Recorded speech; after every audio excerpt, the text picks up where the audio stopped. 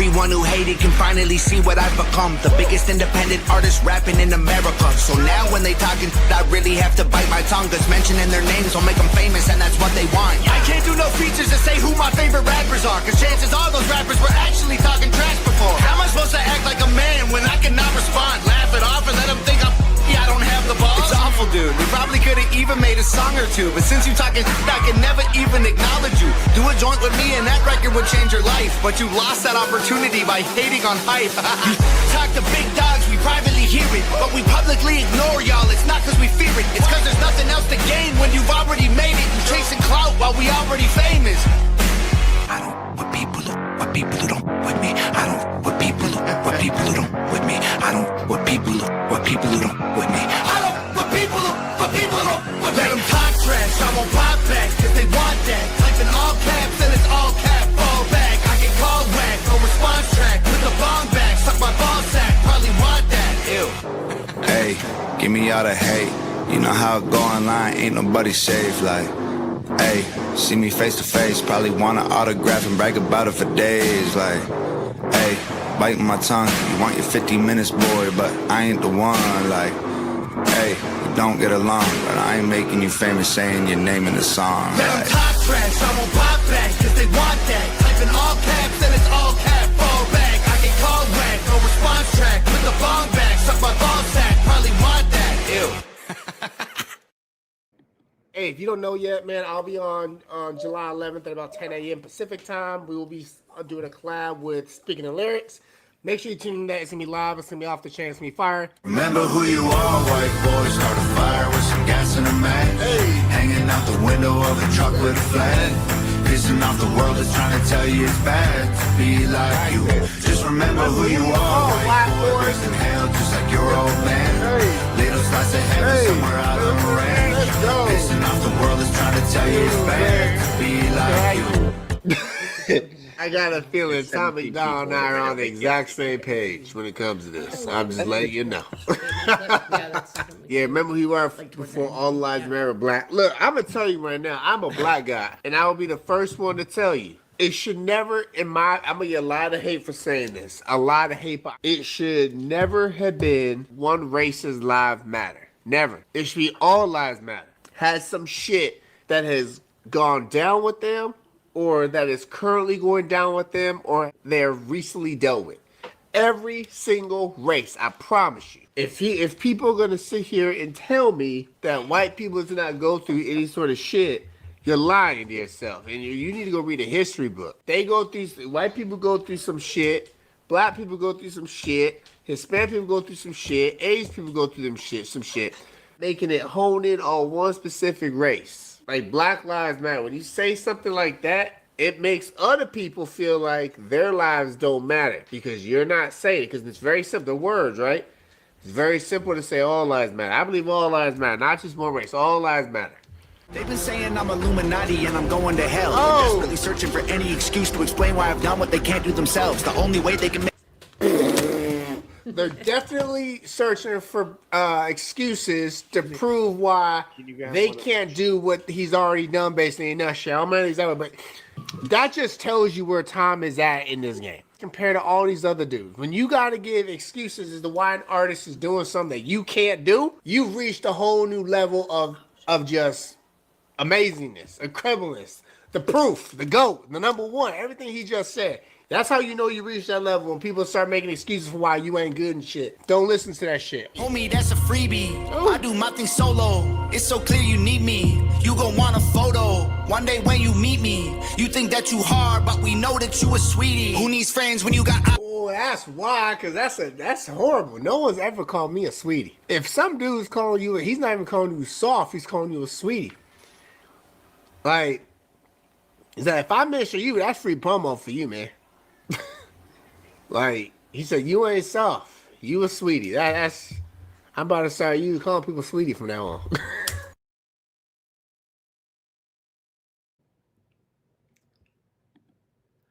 What up, fam? Welcome back to the channel. It's me, your girl Lacey, here with your girl Carol with an E. Hey guys, that's me. And we have a special guest with us today.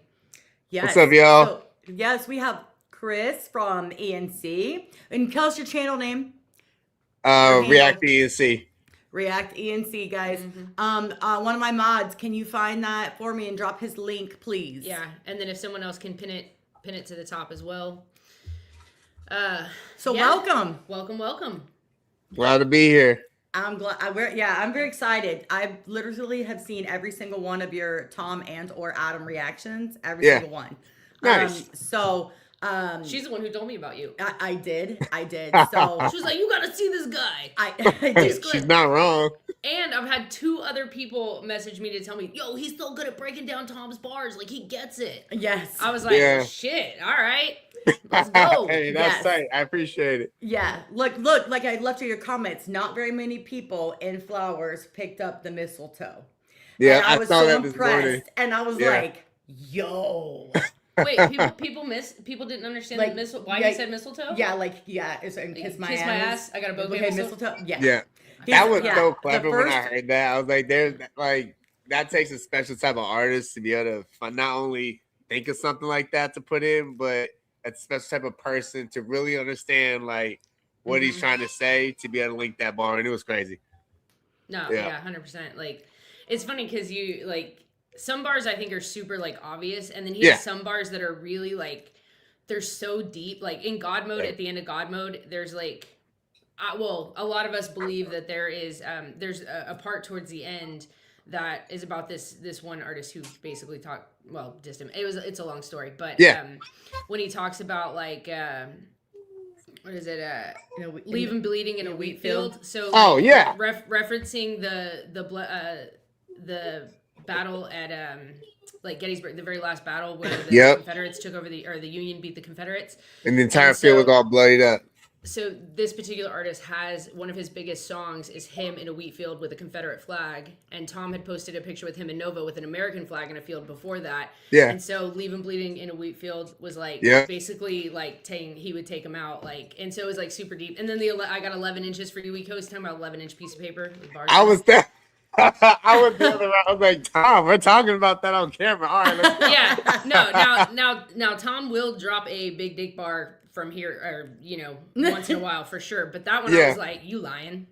I know you're lying. You can't, but then once we figured out, we're like, oh, what he meant. Okay, that makes more sense because you're lying. We're talking about. He's talking in man inches.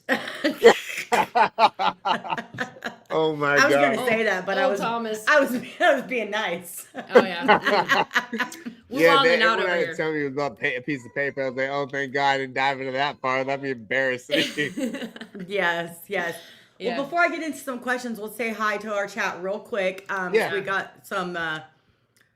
Look who I know I've seen. I've seen Sarah in the chat. I've seen Amanda in the chat. I have seen Haas is in the chat. Miss Tabitha OG, she's in the chat. Amy's here. She's in the chat. Auntie Pan is here. Long time no see. So we've got quite a few. Some that aren't saying hi, but they're here because I can see they're here. So that's awesome. Sherry. Thank you all. Welcome, Miss Sherry. Love you, miss you, girl. So just a real quick shout out to my chat. Yeah. They'll for sure be I'm sure commenting, and they'll have some things to say. I'm 100% sure. All Dia Films is in the house. Hey. All right. DM, that's my homie. So we're going to start real basic. Yeah. Just some basic questions. So that some of our fam might not know. How do I know? Like, listen. That's enough of that. I was thinking it wasn't gonna ask it. I was like, DM. That's enough of that. Because Nova's still alive. That's how I know. That is fair. Tom's still alive. Yeah. Yeah, and Nova's not exactly a big person, y'all. No, she's tiny. She's teensy. She's even like smaller in person. Yeah, really, she's teeny. All right. So for those that may not know, are you married? Yes, I am. Yes, I've been married for about 3 years now. Okay, that's great. That's awesome. Yeah. Yes. And we all can hear your children in the background, so we know you've got Yeah, sorry about that. kids. I have 2 kids, a daughter and a son. I love that. I love little tiny humans. Is that dirty? Oh, I love them too, but they're dirty? crazy. What's that? Dirty in the house. Dirty. Hey, what's up? Oh, Dirty music in the house. Nice. That's the home dog right there. Yeah, we haven't What's got up, to react Dirty? to the new song. Don't give me nothing out. Don't give nothing away, Dirty. We haven't seen it yet. Sorry, we're slow. Yeah, we can only. Don't hate me now. Well, so like everyone, so we got lucky when Adam dropped his song because Carol was off of work for personal reasons, and so we ended up being able to react to it that evening. So that was pretty dope. But normally we can only do stuff like on the weekends because like I usually coach in the afternoons and stuff, and she works during the day, so we're not always at the same time. But that's fair. Yeah, I try to do all my reactions. So I work night shift now, so I do all my reactions like in the morning, pretty much all the way up to like noon, and then I go into work at 5. Yeah. And then I work like from 5 p.m. to 3 a.m. Then come home, sleep, and get up around like 9, 10, and then knock out some more reactions. Yeah, I love it. So it's not like a job for me. I just love it. No, yeah, it is super fun. And it's great because a lot of the artists are dropping more in the morning. Yeah. So especially if you're like on the West Coast, because a lot of them are either like Pacific or Central time. We have a few that are Eastern, but so that makes it nice to be able to get it that early drop. on. Yeah. Mm-hmm. Yeah. And I try when I drop music, when I do reactions, I try and do like 3 a day. I try and do a request from a subscriber. Yeah. Then I'll do whatever's new that dropped, and then I'll do an album reaction. To try and hit all 3 so people don't think I'm forgetting about. But I have something like 100 and something reaction requests. I'm like, dude, it's gonna be a while. They'll keep coming too. Yeah. I want to make my job easier. If I don't feel trying to search for something to find, I'd rather do something that everyone wants, and then nobody will like to listen to it. Well, what up, Dirty? We're gonna have you come back on soon too. Yeah, absolutely. All right, mixing a song. Hey, I know. Love that. Me and Carol are gonna write a song, and we actually found like a little recording studio. We're actually gonna record something. Like it's for a special occasions for gift for somebody. So we're not gonna publicly put it out there, but but I was like, I'll react to it if you want. we might let you hear it like privately, but it depends on it depends on how good it is. Yeah, if it turns out really good, it might be like stick that sucker out. Don't say I say it all the time. My most useless talent is like I can lip sync so good, like I can memorize lyrics, but it is the most useless talent. No talent for it whatsoever, or there's no use for it whatsoever. But it's fun. We have a little jam session. We'll just literally we call it TRL. Okay. Like MTV TRL. Yeah, TRL. Yeah. And people just record like we'll do like any of the Trailer Made people, Adam, Tom, Nova, Yeah. Yeah, we have like a little sing along. We do. It's funny. You'd be surprised how many people come just for the sing along. They love it. They love it. Yeah, I believe they love it. I tried writing one song, and I was like, "Yeah, no, this is trash. I'm done." I was like, "This is trash. I'm done." Never did. That's so funny because that's one of the things I was actually going to ask you because of like how well you understand, especially rap music, and can break down the bars. Is if you wrote music at all. Like I was curious, but. I've tried to do it. It's definitely easier said than done. It's reacting to it when you hear the bars, it sounds easy.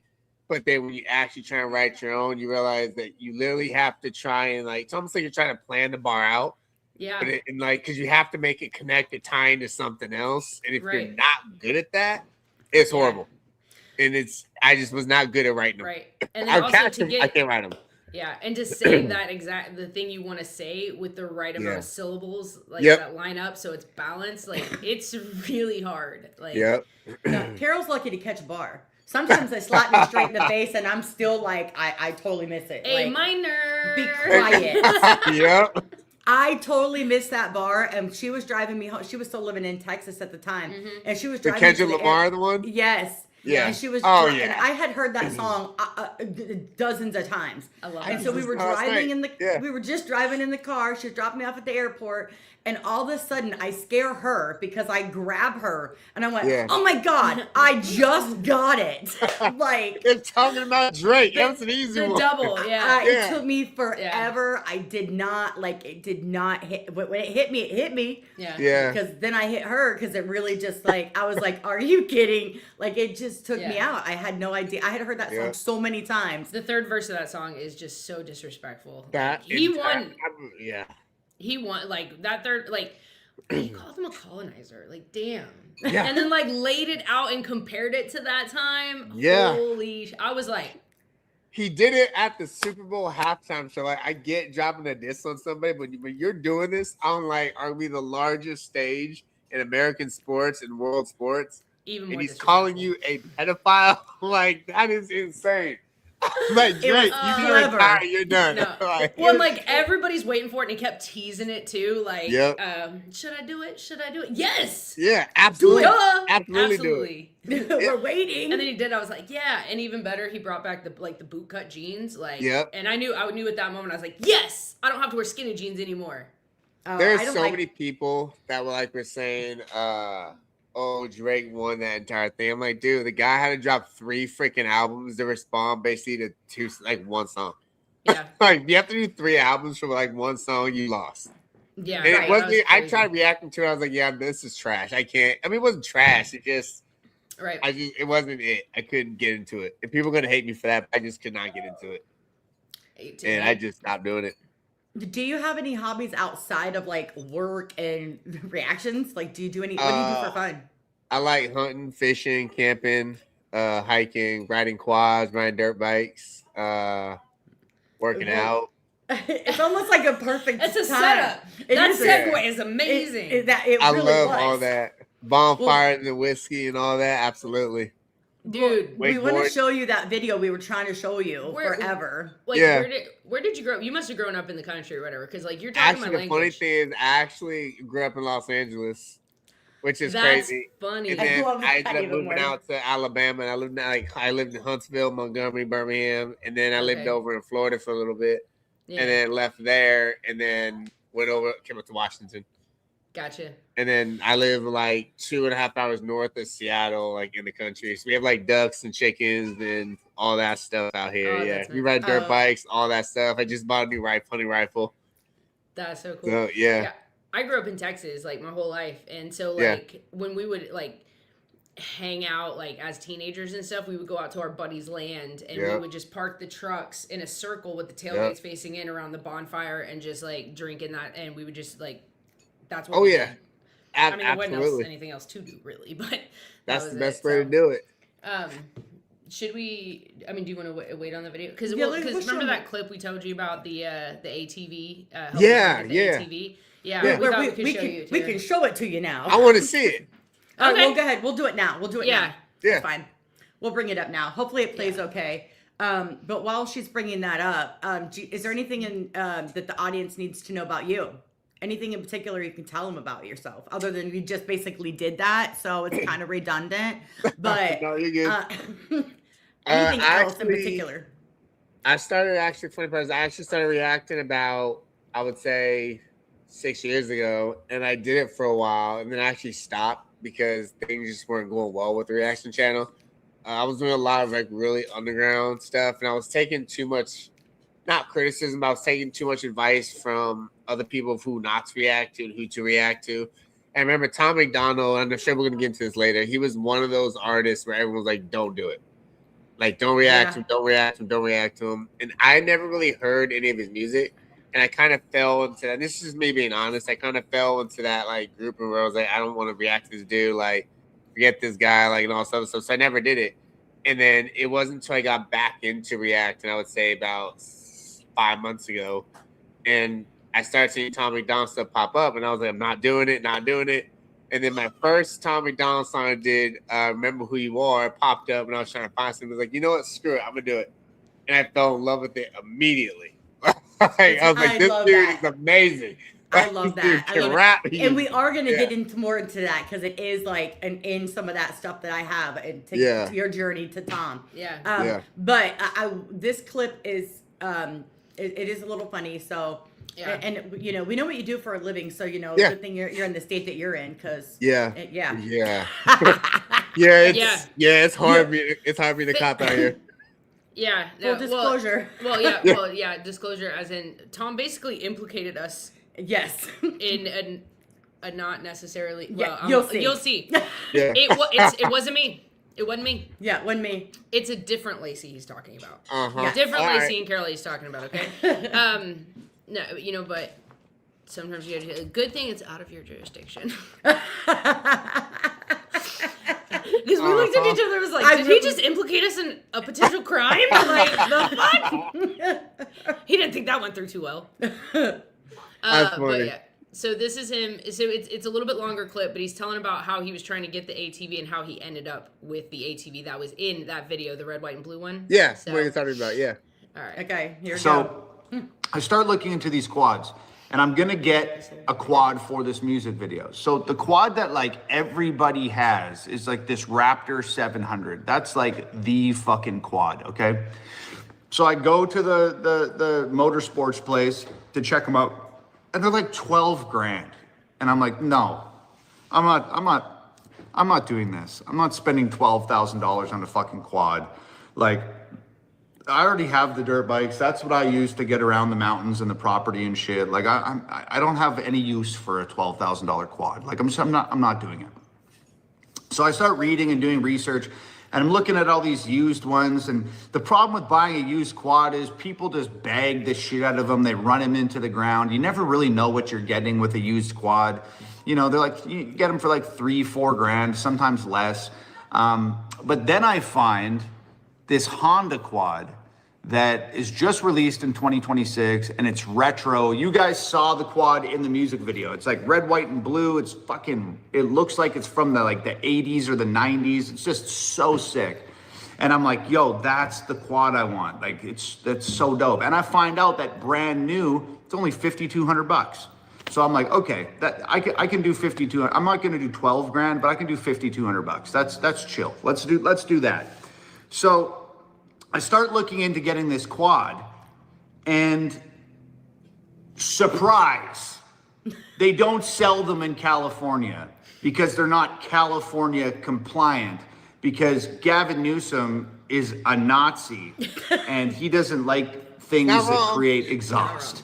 So you can't fucking buy the quad in California. And I'm so bummed because it's relatively cheap. It looks really cool. It's the one I want. So it's like the middle of the day. I call Honda. Honda says, oh yeah, we got one. Just drive over here. So I drive all the way from my house into the city, which is fucking far. And I show up at Honda, and guess what? The guy was wrong. It said on the website they have one, but in the store, they actually don't have one. So I'm fucking choked. I just drove 2 hours to get there. My sister's there. She's got my trailer. We're gonna load it up into the trailer, but there's no fucking quad. So I say to my sister, look, I'm not spending 12 grand on this other quad. I'm getting this $5,200 quad one way or another. Nevada is right fucking there. I'm sure they sell them in Nevada. So at like noon on this random day of the week, I'm like, hey, you want to just park your truck here at the dealership and we'll hop in my truck and we'll just drive out to Nevada and fucking get one? So next thing I know, I'm on the road with my sister driving to fucking Vegas to get this quad. We show up there, they got it, everything's all good. I sit down to get this quad, and the guy's like, there's other shit that happened here on the way out there. There's engines overheating in the truck and all of this fuckery. But we get there, we sit down, I'm filling out the paperwork to buy this quad, and the guy goes, so what's your address? And I'm like, California. And he's like, oh, well, this quad isn't California compliant. Like, I can't sell it to you if you live in California. I'm like, what the fuck? I just drove 5 hours to Las Vegas to buy this fucking quad because they're not California compliant. I'm aware, sir. That's why I'm here in Nevada buying this quad right now, because you can't get them where I'm from. So he's like, look, dude, the only way that I can sell you this quad is if you have an address that's somewhere outside of California. And I'm a loner. I don't have any fucking friends. Like what? Like I don't know anybody else. I certainly don't know anybody else's address. Enter my biggest fan. This is why I love you guys so much. This is why I love you guys so much. Not only are you guys going to iTunes to download the new song so we can hit #1 and blow up the comments on the music video so that we can take it to #1 on YouTube, but you guys do a lot of other really amazing, awesome things for me. So if you were in my live stream a couple days ago, you know that two of my biggest fans ever, Lacey and Carol, both came to California and they were here on vacation, and they're like two of my biggest supporters, biggest friends, biggest fans, awesome friends. I'd never met them before, but they're like, hey, we're in California on vacation. And I'm like, let's go for dinner. So I take Lacey and Carol for dinner. I told you guys we ended up getting matching tattoos. That's awesome. This one, That's so the death awesome. threats were ghost stories. So I got matching tattoos with two of my biggest fans. We went out for dinner together. We became friends. We finally met in person. I'm sitting in this fucking dealership, and this guy's telling me, I'm not selling you this quad unless you have a fucking address somewhere else in America. And I'm like, well, what the fuck? I don't know anybody. Enter my biggest fans. I have this idea. Oh shit, I just made two brand new friends that have addresses in America, Lacey and Carol. So I call Lacey and I'm like, hey, Lacey, it's Tom McDonald. And she's like, oh, I'm at work right now. Like, what's up? And I'm like, okay, this is a really fun, like, before you were a fan, but now you're a friend. And this is one of the fun parts about being friends with me. You're gonna get insane phone calls where I request ridiculous things from you, just randomly.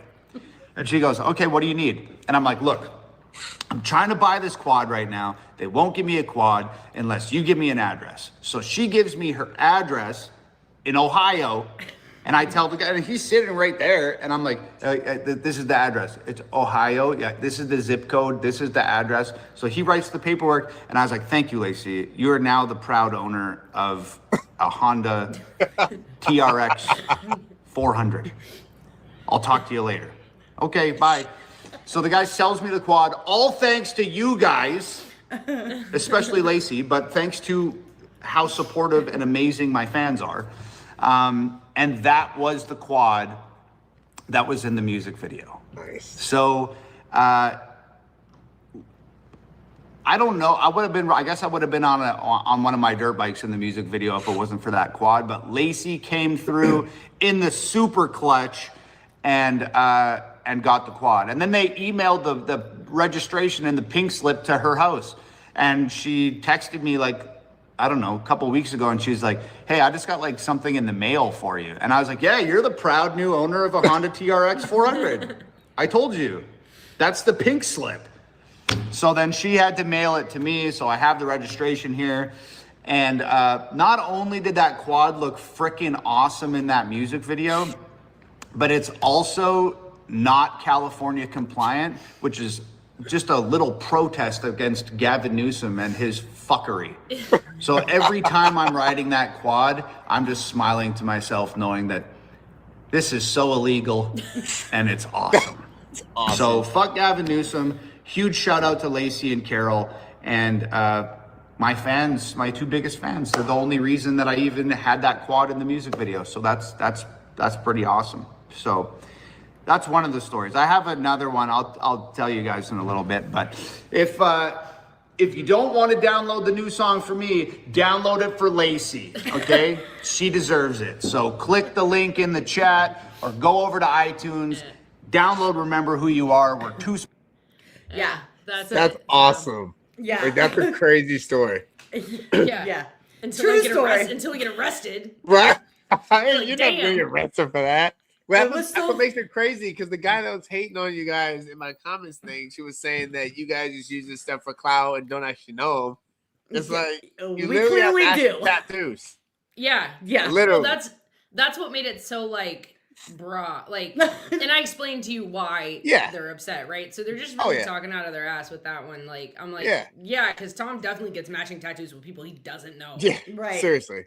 Like, I don't have an actual picture of it at all. No, right? We don't have an entire vlog of us hanging out. Right? Yeah, it's not on my body at all. You don't have a whole video of Tom saying it at all. No video. I don't have a video of Tom singing "Happy Birthday" to me. Nope, that doesn't exist. It does exist. It absolutely. He's jealous. It That's all absolutely exists. Tom and Nova. It was actually Nova. She was like, should we whisper happy birthday? And like saying so everybody's like in. But the best part about it, and I'll probably have to pull up the clip at some time, is Tom's face when Carol blows out the candles. Like, because it's like it finishes and Carol goes to blow them out and Tom goes It was just funny. And it's like the cutest thing I've ever seen in my life that an adult man has never done. It was so funny. So funny. Yes. But that's the clip we were trying so desperately to try to get to you the other day. Yeah, wouldn't work on my end. I don't know why. So I'm glad I saw it. Yeah. Yeah, no, it was definitely a funny time because I'm sitting there so Lacey's my roommate. She lives with me in Ohio, and I'm like, it's her address. I'm like, way to go, Thomas. You're proud of a quad. I'm like, I'm on the deed. Which means if we ever go back out there, I want to ride this. I want to ride our quad. I want to ride our quad. Hell Damn yeah. it. You're not getting trouble for that. You'll be fine. I'm not really that worried about it. I figure if we are, I'll just call Tom. Like, you better get me out of it. Keep bailing me out, bro. We have people over here that ride like razors and side by sides and all that up and down the street, and then technically not supposed. So I'm like, what's up? Yeah. That's the no bite. I like it. Well, I figure sometimes law enforcement has a little bit better things to deal with. Yeah, like actual crime. Not dealing with that crap. Than that. So I don't. Yeah. Now that I've been doing this a while, I'm like, no, I really don't care. Yeah. Like, there's whatever. So much stuff that's better out there. So, so you said you used to do YouTube before. Yeah. And now what got you back? Like, what brought you back into wanting to do it? It was actually my wife. Oh. My wife was the one that was like, have you ever thought of going back to Reactor? And I was like, yeah, a little bit, yeah, but I just never made that step. And she was like, you should do it again. Like, you seem like you love talking about music. She was like, can't listen to any song on the radio that has anything lyrical to it because you always want to explain everything. She goes, you just need to go back and do it. Oh, like if I'm listening to Eminem songs, my son's favorite song is Venom by Eminem, which is bad because he's like 6, but whatever. Mm-hmm. Whenever we listen to Eminem, it's like every 2 seconds I'm stopping like, babe, do you know what that means? She goes, I don't care. You have to understand what he's trying to say. She's like, oh my God, just start reacting again. Like, I can't listen to anything. Like, we're over here. Like, I love that. It was everything from that to like kid songs. Oh, like, oh my God, I just made an amazing bar that no one's gonna understand. It's a Disney song. They got bars. So she's like, you need to get back into doing it. And I started doing it again. I just fell in love with it all over again. I'm like, this is awesome. And yeah, I love doing it now. It started from just doing 1 a day to now like 3 times. Yeah, that's good. And you're growing fast, which is good. Especially because like there's so much good stuff to go through. Like, have you reacted to TJ Sanders yet? No, not yet, but I will. Oh, Play It Safe. You have to do Play It Safe. Like, that is a bar heavy song. You are going to stop every single bar. Oh, every single bar. So many people. I'm excited.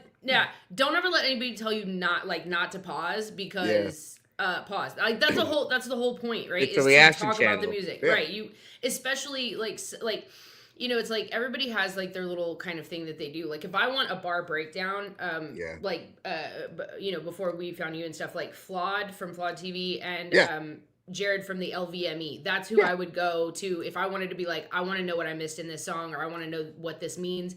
I'll either message them or talk, you know, I'll watch their reactions if I want to do that, you know. Nelson's pretty good at it too. Oh, Nelson too. Man, I can't forget Nelson. Thoughts of Predicate Winner. Mm-hmm. And we're all in kind of that same, like they're all big fans of Tom and stuff like that. So, but TJ is an up and comer in that country rap lane, and he's now with Trailer Made, and the dude, like every single bar in that song was like either a double or a metaphor, sometimes both. Like he's just super. He can do some super heavy bar songs. Yeah, send me the name on Instagram. Yeah, and then I'll jump on it that ASAP. Yeah. We'll send you one of his, and then a collab he did with Adam Calhoun called Scarface, which is like one of my favorite songs. Oh, 10, not Scarface. 10. Yeah, I'll do it. Which is my second favorite song on that album. But those are really, really, really good songs. If you love breaking down bars, I freaking love breakdown. And I love it. This will sound weird, but I love it when I miss something. And then a fan or subscriber is like, hey, you missed this. I'm like, oh shit, you're right. Like, damn, that's awesome. Like, because that's what we're here for, is catching these things. And all mine are one takes, which like Tom is perfect.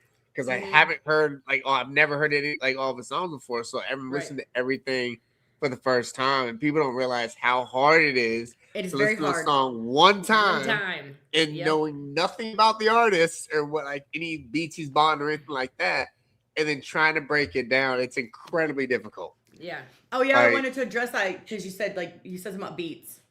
Yeah. So Tom literally makes every single one of his beats. Yeah. That's what I've been hearing. So, yeah. Except everything. for Well, there's a few Hell of It, I think, was somebody else. Hell of Dear It. Slim Shady, I think. Dear Slim was actually was an Eminem beat that he bought. yeah. It was a NFT that he bought off for $100,000. I heard that's the one that. That's what I heard. Oh, Goatworthy, Manny. Forgot about. Oh Goatworthy. yeah, don't forget Goatworthy. Dude. That's the dude. I love Manny. Yeah. Okay. Like, Manny is my dude. I love him. Like, out of all of them, sorry guys. Yeah. No offense, Nelson. No offense, anybody else. Yeah. I love Manny. Yeah. Okay. So, And he's a rapper as well. Yeah. I'll hit him step up. He has a really dope song that he did. One of the last ones called Black Republican. Black Republican. Black Republican. That is. That's the black track. dude. Yeah. Yeah. Mm-hmm. I've heard of him. I've never listened to his channel. I think I peeped his channel like once. Mm-hmm. But I've heard good things about him. Yeah. He's great. He's long-winded. Yeah. So be patient. But he's great though, and I definitely consider him a friend. We've done a couple collabs with him, and we do definitely communicate with him. Yeah. So he's actually just overall he's a great human, and his story itself to get to where he is now, just because like he's found God and different things where he used to live a very different life. It's just he's got an amazing story, and he's just a great human. So all right, I'm gonna quit gassing up Manny. Yeah. But y'all actually have quite a bit in common actually. Oh, thank you, Gator. Appreciate you. Yeah, I bring that up.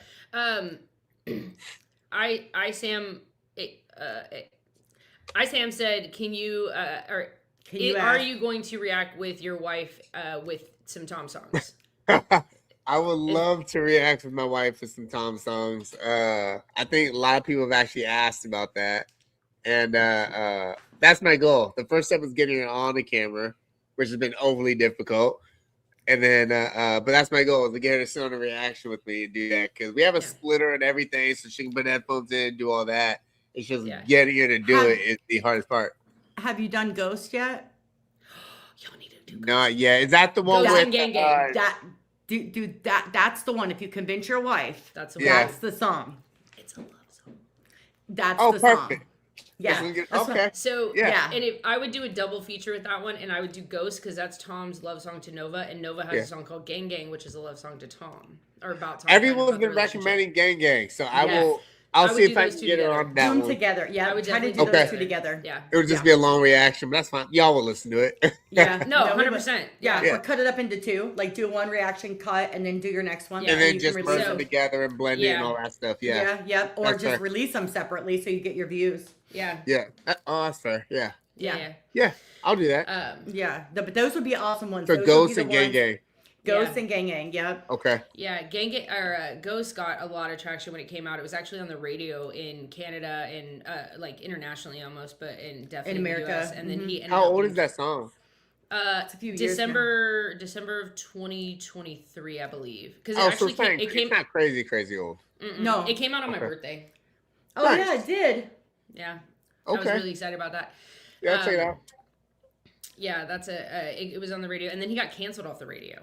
Like, because he was playing on one radio station, and so he had won this thing, right? So they had this up and coming artist thing. So if you won this like particular competition between these songs, then you got like pushed on the radio, like mainstream radio play, basically, right? So many spins per day, and somebody saw who it was, and they went to his social media, and I don't know if you've been in his social media, but Tom does not censor. He says exactly what's on his mind. He does that in real life. That's why I like him. Yeah, and so they were like, "Oh no, we don't basically like what you stand for, what you're saying. So we're gonna pull your song from the radio, even though he fairly won that particular competition." So they want him to be. That's that whole thing with society. Like they want you to believe or listen or go along with what they want you to do, and if you don't do that, you're outcasted, which is wrong. Because they're like the same people that are saying freedom of speech and all this other crap, but you're literally doing the very opposite. It's the hypocrisy behind it. So, 100%.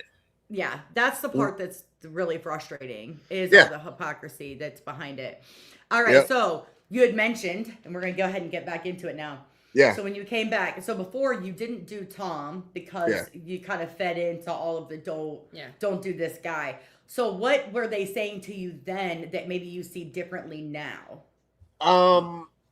Pretty much that he was anti-American, which was, now that I look at it, is the largest load of horse shit I think I've ever heard in my friggin' life. I think I mentioned that. Basically, he's racist. He likes to incite violence.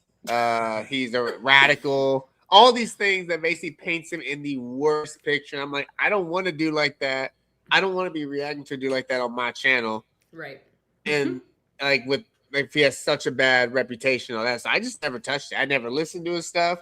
I never did anything, like nothing related to him. Nothing. So then your very first song was Remember Who You Are? Yep. That's your first Tom song? Very first Tom Wow. song. Yeah. Okay. And don't get me wrong, I've heard of Tom before. I've heard of Tom. Like he's had so much hate behind his name, obviously from one side. And that was pretty much everyone that was coming in to my channel that I was like, I'm not touching this. Like, no. I refuse. Like, I'm not doing it. Do you get it now? Manny and Nelson were the exact same way, actually. And the craziest thing is the artists that actually took their time, like, to comment on my videos were Tom, Hard Target, Adam Calhoun. Like, they're the guys that everyone was talking crap on. Yeah. Other ones that are like, hey, thanks for reacting. I love the reaction. Thanks for like when Tom commented, I was like, holy shit. That's actually, look, that's so funny. I was going to ask you that. So when you got those comments, whether it be i.e. Tom, Adam, whatever, how did that make you feel? Like as a reactor, knowing that they actually saw your video? I literally had to I was on my phone because I love commenting on bat. I love interacting with people who take their time out of their day to comment on my stuff. Like it means a lot to me. So I'm going through and I see Tom McDonald. I'm like looking around like what the fuck? Double take. Like, is this the real Tom McDonald? I'm clicking on it and I'm like, shit, this dude has like 5 million subscribers. This is Tom. This is the Tom. And I sat there at my phone for like 10 minutes. Like, all right. Don't geek out. Don't geek out. Don't let it come back. Keep it short and sweet. Just like, how would you respond to anyone else? Like, first I was like, thanks. So I was like, no, I can't do that. And I was like, oh my god, thank you so much. I was like, no, I sound like no, can't do that either. It's so like you're fangirling out. Yeah. And eventually it was like, hey, I appreciate it, brother. Like, thanks for the support. The song was fire. I was like, done. Leave it at that.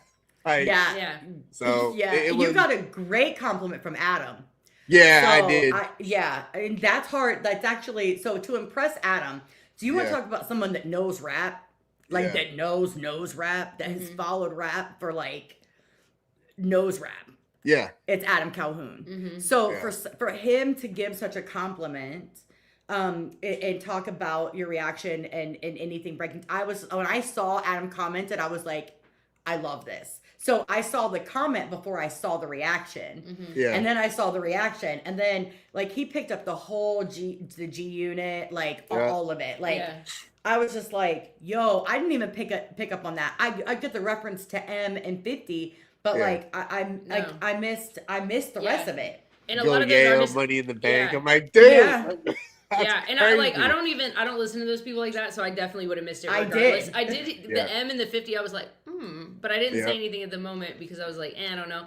But I know that they really appreciate when people can catch those very like more intricate type hidden bars that you have to know hip hop. Like you have to not only listen to this Tekashi bullshit today. I hate all that crap. It's going back to the old school, early 2000s, the 90s, and all that, where it was actual hip hop. Yeah, like, you have to be one of those guys. If you never listened to it back then, you're just coming in now with these guys today, you would have no idea. Right. And when I heard that, I was like, "There's no way he's bringing Yayo. I haven't heard Yayo in forever. Young Buck, like seriously, we're doing this right now."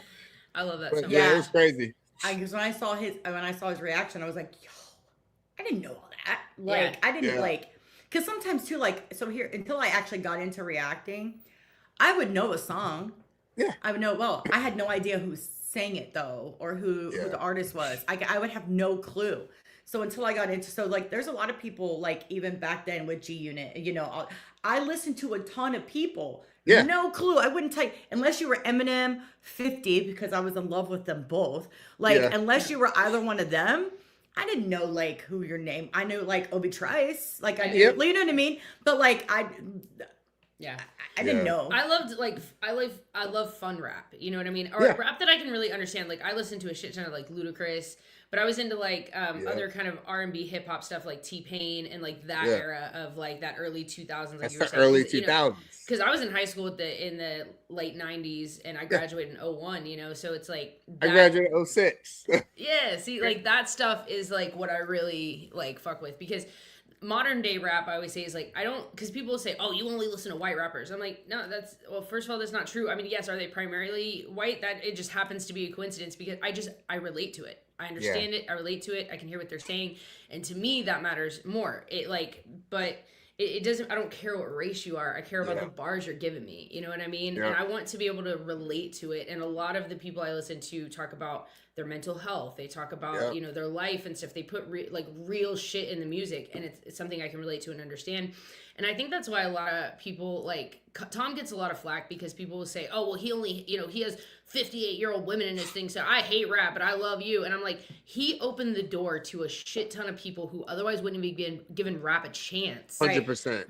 You know, because they do relate to it. They understand it. And if you understand, like, if other people who think they hate rap, if they could listen to some of the other rap that they could understand, and they understood the intricacies, that's a hard word to say, of how, like, rap songs are made. Rap songs are the hardest song to write, period. 100%.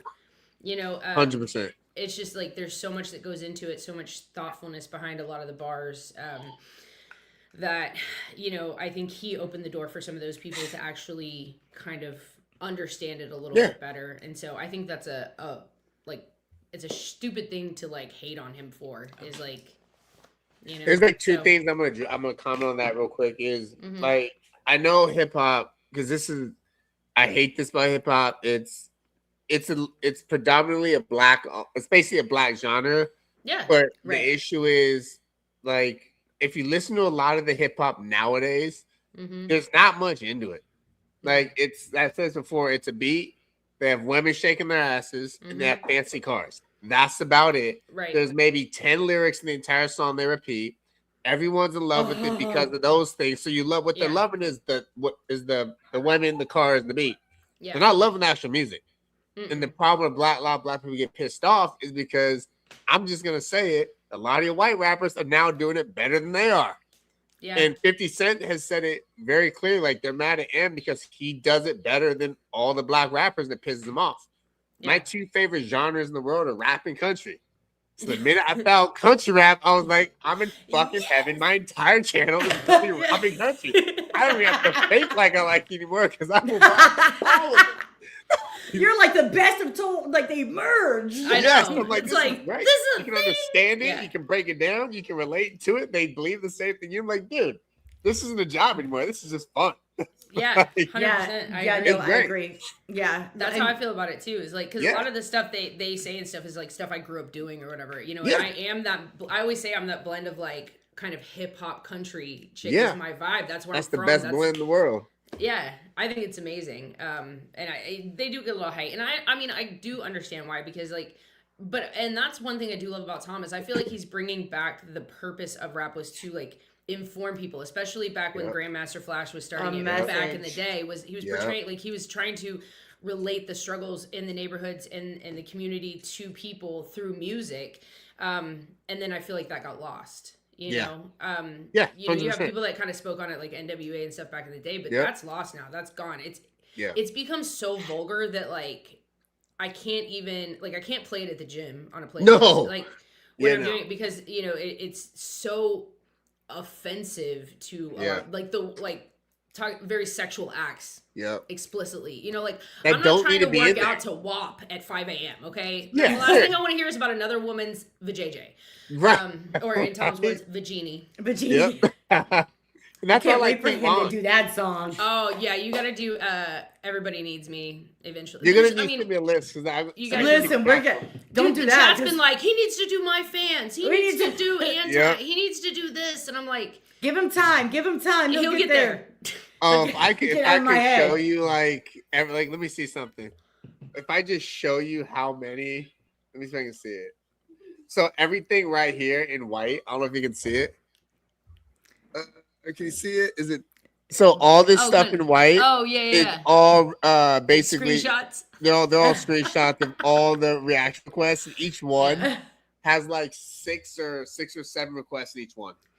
You know what I would do with that? Because so I know AI is probably going to take over the world and kill us all eventually, but it has usefulness right now. I would put all those screenshots in there, and I'd be like, catalog these from the most requested to the least requested, and then I would go down that list. Oh, that's a great idea. Because I use ChatGPT for that, for the thumbnails and everything. Me I'm too. Gonna do that today. And I used to make them all myself, but I would spend like an hour, 2 hours on one thumbnail. And this has made it to where I can literally describe what's in my head and have it basically produce that. You know what I mean? And it's... Oh, and now we're going to take a quick intermission just because everybody's here and everybody that was in the live the other day. I have to say, Lacey was right. I always am. Thank you, Mary. Lacey was right. I hate to use those words, but Lacey was right. So I've been on a big journey. A lot of you guys know I've been on a huge weight loss journey. I started out at 409 pounds. And just earlier, like in the week or whatever it was, last weekend, I was at like 201 and I was like, oh, pretty soon I'm going to blah, blah, blah. Because we talked about it Tuesday. On the live stream. On the live stream, yes. Yeah. And I said by the end of the week. By the end of the week. Nice. Sure enough, on Friday. She made this for me. I cried. Oh, that's adorable. That's freaking awesome. I love people when they're able to tell me things like that. There you go. That's what it is right there. That's incredible. There's my before and after. So I've lost 210 pounds. Wow. So it's been one heck of a journey, but that's I've awesome. made it. So I just wanted to make sure that we let the chat know. She also bought me flowers. They're a bouquet of roses. Aww. Look at you. Best friend award. Yes. She totally gets the best friend award. That was very sweet. It made me cry. And I was doing my makeup when she brings it in. I was like, before you get your mascara on. Right. So she actually has this. So there's some lyrics from one of Tom's songs. I'm not going to tell you which one because eventually you'll get to it. But there's the bridge of it is it's actually tattooed on my leg. Is tattooed on her leg. So it's so. Now the song itself, it's in reference to something else, but it doubles for this. So it says, "You won't know how to be brave till you choose to fight when you're afraid. You can't experience strength till you struggle to carry the weight.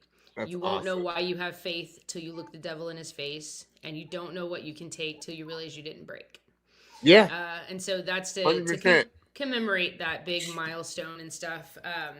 So because she's lost double the weight I have. Yeah. I mean, I was over 300 pounds and has lost weight, but I started doing CrossFit and now I coach it and stuff like that. And so me coming here, a lot of it I always say is knowledge, right? The lack of knowledge and stuff. So I give her a couple of tools. Yeah, because it's about cutting out liquid calories. It's about prioritizing protein, minimizing carbs, especially if you're not if you're not active, like anybody who has a desk job, stuff like that. And so she literally took those tools and ran with it, and literally here we are now. And it was just the last piece of the puzzle she needed. She did the bulk of the work herself.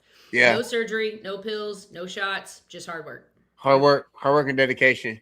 Pills, surgery, that's the quick fix. Because if you don't have the discipline, it's just gonna go right back to where it was before. Mm-hmm. Yep. Yeah. And it's been a struggle for me for years. So I would say this last, using some of the knowledge that she gave me, the last 60 pounds has been, much. I was just stuck. I was just kind of sitting this stagnant, wasn't going anywhere.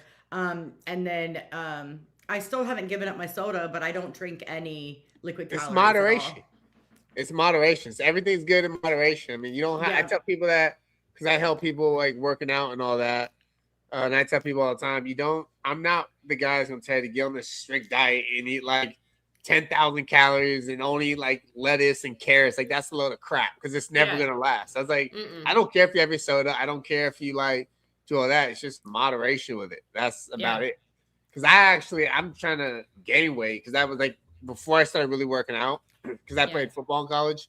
Before I started doing all that, I was like 135. Oh wow. And and I'm like I'm in like around 170 right now. But like if I stop, I just drop everything, and I can't be that small. Be the cop. It's bad. Right. Yeah. You gotta have some meat to your bones. If you're gonna be a cop every 130, you're gonna get killed. But yeah, it's work and it's dedication. I work out like every single day.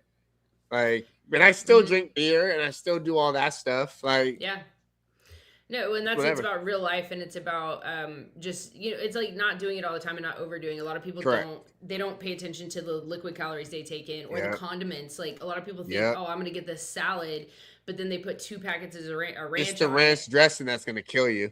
Right, you know what I mean. So you might as well just got the Some people only use 2 packets. Some people only 2. Some people 3. But like those packets you get are generally about 240 calories. So now you've had 480 calories on top of the salad, and that's not counting all the other stuff in the salad. So at that point, you might as well just have the burger, and now at least you have protein, and protein has the highest thermogenic rate, and so you're going to actually not even capture all of those calories from the protein you take in, and so it's just 100%. About like when you know all of that stuff, like it's better to actually get either the 10-piece chicken nugget without the fries or the burger. You're going to actually benefit from that more than you would. Correct. The salad full of fat. Your 1,200 calorie salad, because that was me. No, literally. And everyone thinks that's the healthier option. They're like, oh, I'm going to go there and get this salad from McDonald's because it's great. But then they're like, let me get an extra ranch for that. Yeah. And then now they're slapping like 500 calories onto a salad. Like you just, at that point, just eat a Big Mac and some fries. Right. Be happy if you're going to eat it. Exactly. Be happy with it. At least enjoy it. Yeah.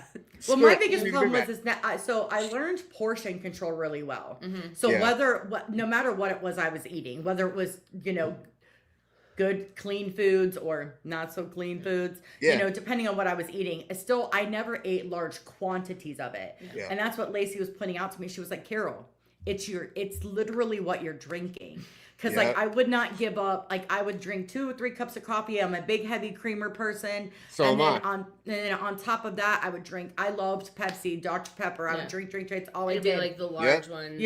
And we calculated one day how much I was drinking just in soda, like drinking and just in soda. It was like I don't know. It was almost like 1,200 calories in soda in a day that I was drinking. And so I cut all that out, and all of a sudden the weight, like whatever I was stuck, just came off because I don't eat a lot of actual calories. Even when I eat bad foods, I don't eat a lot of it. Mm-mm. If Carol wants a cupcake, by all means, I'm gonna have some cupcake. I just don't eat the whole cupcake. I eat half the cupcake. Yeah. If I want potato chips, I'm eating the whole cupcake. I'm really good at like just taking out some chips and putting them on a plate. Because chips were like my nemesis back when I was 400 pounds. I could polish off a bag of Doritos by myself in like an hour. Easy. Especially the 3D Doritos. You remember those? I do remember those. Yeah. So I would eat the hell out of that stuff. And so that's what I would just dive into a bag of Doritos. And then what am I going to have now? I'm going to chase it down with a big ass Coke. Right. Whatever I wanted to drink. They go together. So, it just... And then, I want something sweet to go with it. So let me have, these 2 little Debbie cakes on top of that. Yep. Like that was that's what I did for a long time. So once I learned portion control, I lost a lot of weight. Even keeping my soda, I lost a lot of weight because I was cutting so many calories by just controlling the portion. And then I swim. So nice. That's the exercise that I choose to do, except for when she drags me to the CrossFit gym. And that has happened, and she's killed my legs, and I thought I was going to die. Fair. Friends don't let friends skip leg day. That's the hard. I hate doing leg day, but like I have to. You have to do it. I couldn't walk for like 3 days. No, not the same. Some kettlebells, do all that stuff. Yeah, it was all there. Trust me. I had her doing some squats, and it was horrible. Yeah. I hated it. I do jiu-jitsu, especially with work. We have a jiu-jitsu gym at our gym. We have a jiu-jitsu gym attached to it. But that's so people don't realize how, like, I call it aggressive hugging. But it's really, you're all really in and all out. Pick one, Your body is literally under so much tension because you're trying to do these holds, and like people don't realize like how exhausting it really is. My brother and his wife, they met doing jiu-jitsu. Nice. And they're both like, years ago when they were like blue belts, so I think they're probably higher than that now. But yeah, I'm not cut out for it. But I do love me some I love it. CrossFit. I love all that stuff. I love a barbell. Olympic lifting is like my shit. Yeah. Fair. Yeah. Fair. And then I tell everybody, like, do what you are enjoy doing, because if you hate going to the gym and running or walking on a treadmill, and then you're trying to make yourself gonna do it, you're gonna come up with every excuse not to do it. But if it's something you like to do, even when you don't feel like doing it, you're more likely to go because you know when you get there you're gonna enjoy it. So, and that's the best way to create consistency. Yeah, and we know Tom didn't skip leg day. If anybody saw that damn picture, nah, what? And we're all like, dude, his quads are huge, and everybody's like, look at the eagle. I was like, the first thing I noticed was I actually ended up messaging him, and I said something about all these girls out here noticing what you're wearing, and I noticed that your thighs is looking pretty good, bro, like beefy. And he was like, never miss leg day. Dude, even my mom messaged, and she was like, I saw that picture of Tom. His legs are big. I know. I was like, I'm so glad that that's where the focus was on other people. But like, so his comments were so funny because I was like, really? He does it on purpose. I know. Oh, 100%. Put you out here. I was like, how did Nova let you do that? Thirst trapping these poor girls. You got Nova's permission first. Yeah. Oh, well. And so I just want to tell Mary real quick. He actually answered that earlier. And it was basically because it came up. In his feed. Remember who you are. And it came up and he was like, all right, fine. Yeah. So. Yeah. And then here we are today. And so so now that you've heard Tom, a couple different sides of him, especially doing Declassified. Yeah. Is there any like specific style that Tom has that you prefer? I really like more of his like I love God Mode. That one was insane. Like I like the rock rap. I like his rock rap style more than the singing aspect, which I know he had some like that was kind of singing, which was fine. It was good. But tracks more like his rock rap and God Mode, I absolutely rock that in my car. 100% hands down. I should listen. Ashes would be a good one to do then if you like kind of that rock. That and No Good Bastards. Those are both kind of more of a rock. That's also on my list too. People been recommended. Yeah. Yes. Yeah. And if you like God Mode, you'll probably like No Response. I don't know if you've done that one yet. That's on my list too. Yeah. But he has done Don't Look Down. He did that one. Yeah. I did that one too. No Response is a little bit closer to like the more aggressive kind of like it goes back and forth between the slower rap and the faster rap that he did kind of in God Mode. Very similar layout to that one. But personally, mine is more of like that singy, whatever type of rap. Yeah. And then I actually like Singing Tom. He has a whole entire album that's nothing but Singing Tom. And that is like one of my like all-time favorites. It's still in my car. The CD is in my car and it plays often. If you cannot get it, if you don't like Tom McDonald, Adam Calhoun, or Chair Lemay, don't get in my car. Just don't do it. Yep. I literally have Tom McDonald's Declassified playlist on my Spotify.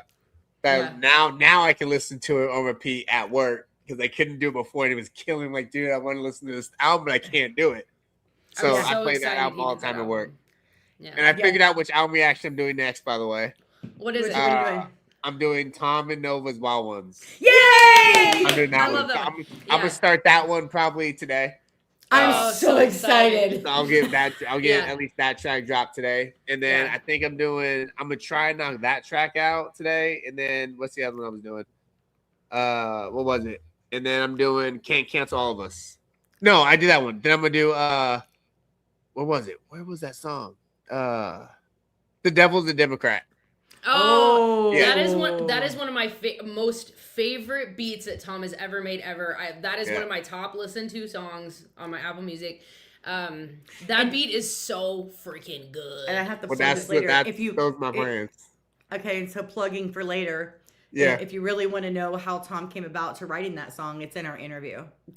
That we did. Did you watch it? No, I haven't yet. Yeah, I will to watch it. Yeah, I'm pretty sure I might have clipped that piece about because it was like why it's either how he wrote that song or like why he makes the music he makes or something like that. But I kind of had that clipped out. But he did explain how that song came about. But that beat is by far one of my favorites. It's just such a good beat. Like that makes me happy already. Yeah. And when you have time, relax when you go to do our Tom go to click on that. Like, make sure you have some time because it's a 2-hour plus interview. It was only supposed to be an hour. And then about halfway through, I was looking through and it was about an hour in, and Tom was like, "Oh no, we can keep going. I'm chilling." So and it was very fun. And you kind of get lost in it. It's going if you've ever watched any of Tom's other interviews, this interview is very different. Okay. Because we already knew all that answers, right? Yeah. We've been following Tom. So I found Tom in 2021. Okay. And Lacey found Tom in 2022. Okay. So we have been supporting Tom and pushing his music since then. Yeah. And then YouTube didn't come around for us until I started this channel, and it was a different name before. And at the end of 2023 in December, and then like a couple of weeks later, we ended up starting a second channel with another friend of ours that we called the Bitter Betty Podcast, and we did that. Okay. We did them both for a while, and that's actually when I started out just doing reactions, but then I kind of almost switched to doing more like Hangover Gang content because I didn't want our certain reactions to interfere with the other channel. Yeah. And then we ended up retiring that channel, and Carol came on here, and we rebranded as kind of the Cliff Notes version of how that all went, and then we kind of created. It just kind of became what it was because there's a space for it, right? There's not a lot of people who are very like Hangover Gang specific, I guess, but we can include Adam and Trailer Made in that, and that's kind of like where we sit for the most part. But now we have the HOGcast podcast, Hangover Gang Hangout, Hog Vlog, so we wanted to create something for the fans as well, and kind of we're in that little niche area. I think that was a great idea y'all did. It's a place for everyone who likes that music and kind of come together and talk about it. Mm-hmm. And ideally not worry about the BS from people just hating because they want to hate on it. Yeah. And we get haters, like they absolutely come in to the channel. That means you're doing something right at that point. Yes. That means your channel's getting out there and people are starting to hear your name, and then, they're going to hate on you. If you don't have any haters, it means you're either not doing something right, you're not being honest with yourself, or your channel or name is just not out there yet. Yeah. Like, I have haters all the time. I come in, some say, all right. Whatever. Just hope thanks for the view. I appreciate it.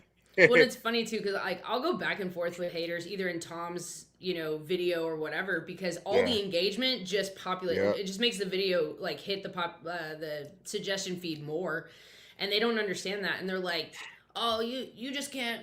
You just keep writing back. Why are you doing that?" I'm like, "Yo, I'm just helping the algorithm. I got time today. You're doing it for you at this point. Yeah, I don't got to work for another hour. I can do this for another 30 minutes. Let's go. And crazy part, I don't even have to respond to any of the hates because there's so many like hog fans out there that are literally destroying this guy.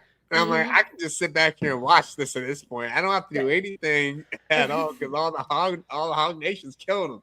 Yeah, that's why it's so funny, because when we had that's when I sent you that message, like, I'm so sorry about your comments, because you're fine. Because people I knew were going to be hating on us, but I was like, hold on, there are so many of our people that we already sent over there, they'll handle it. Yeah, I really wanted to pop off a couple times, but I was like, I'm just let them handle it. I'm gonna let them handle it. I was just sitting there watching like this. I was like, this is great. You look like a dumbass.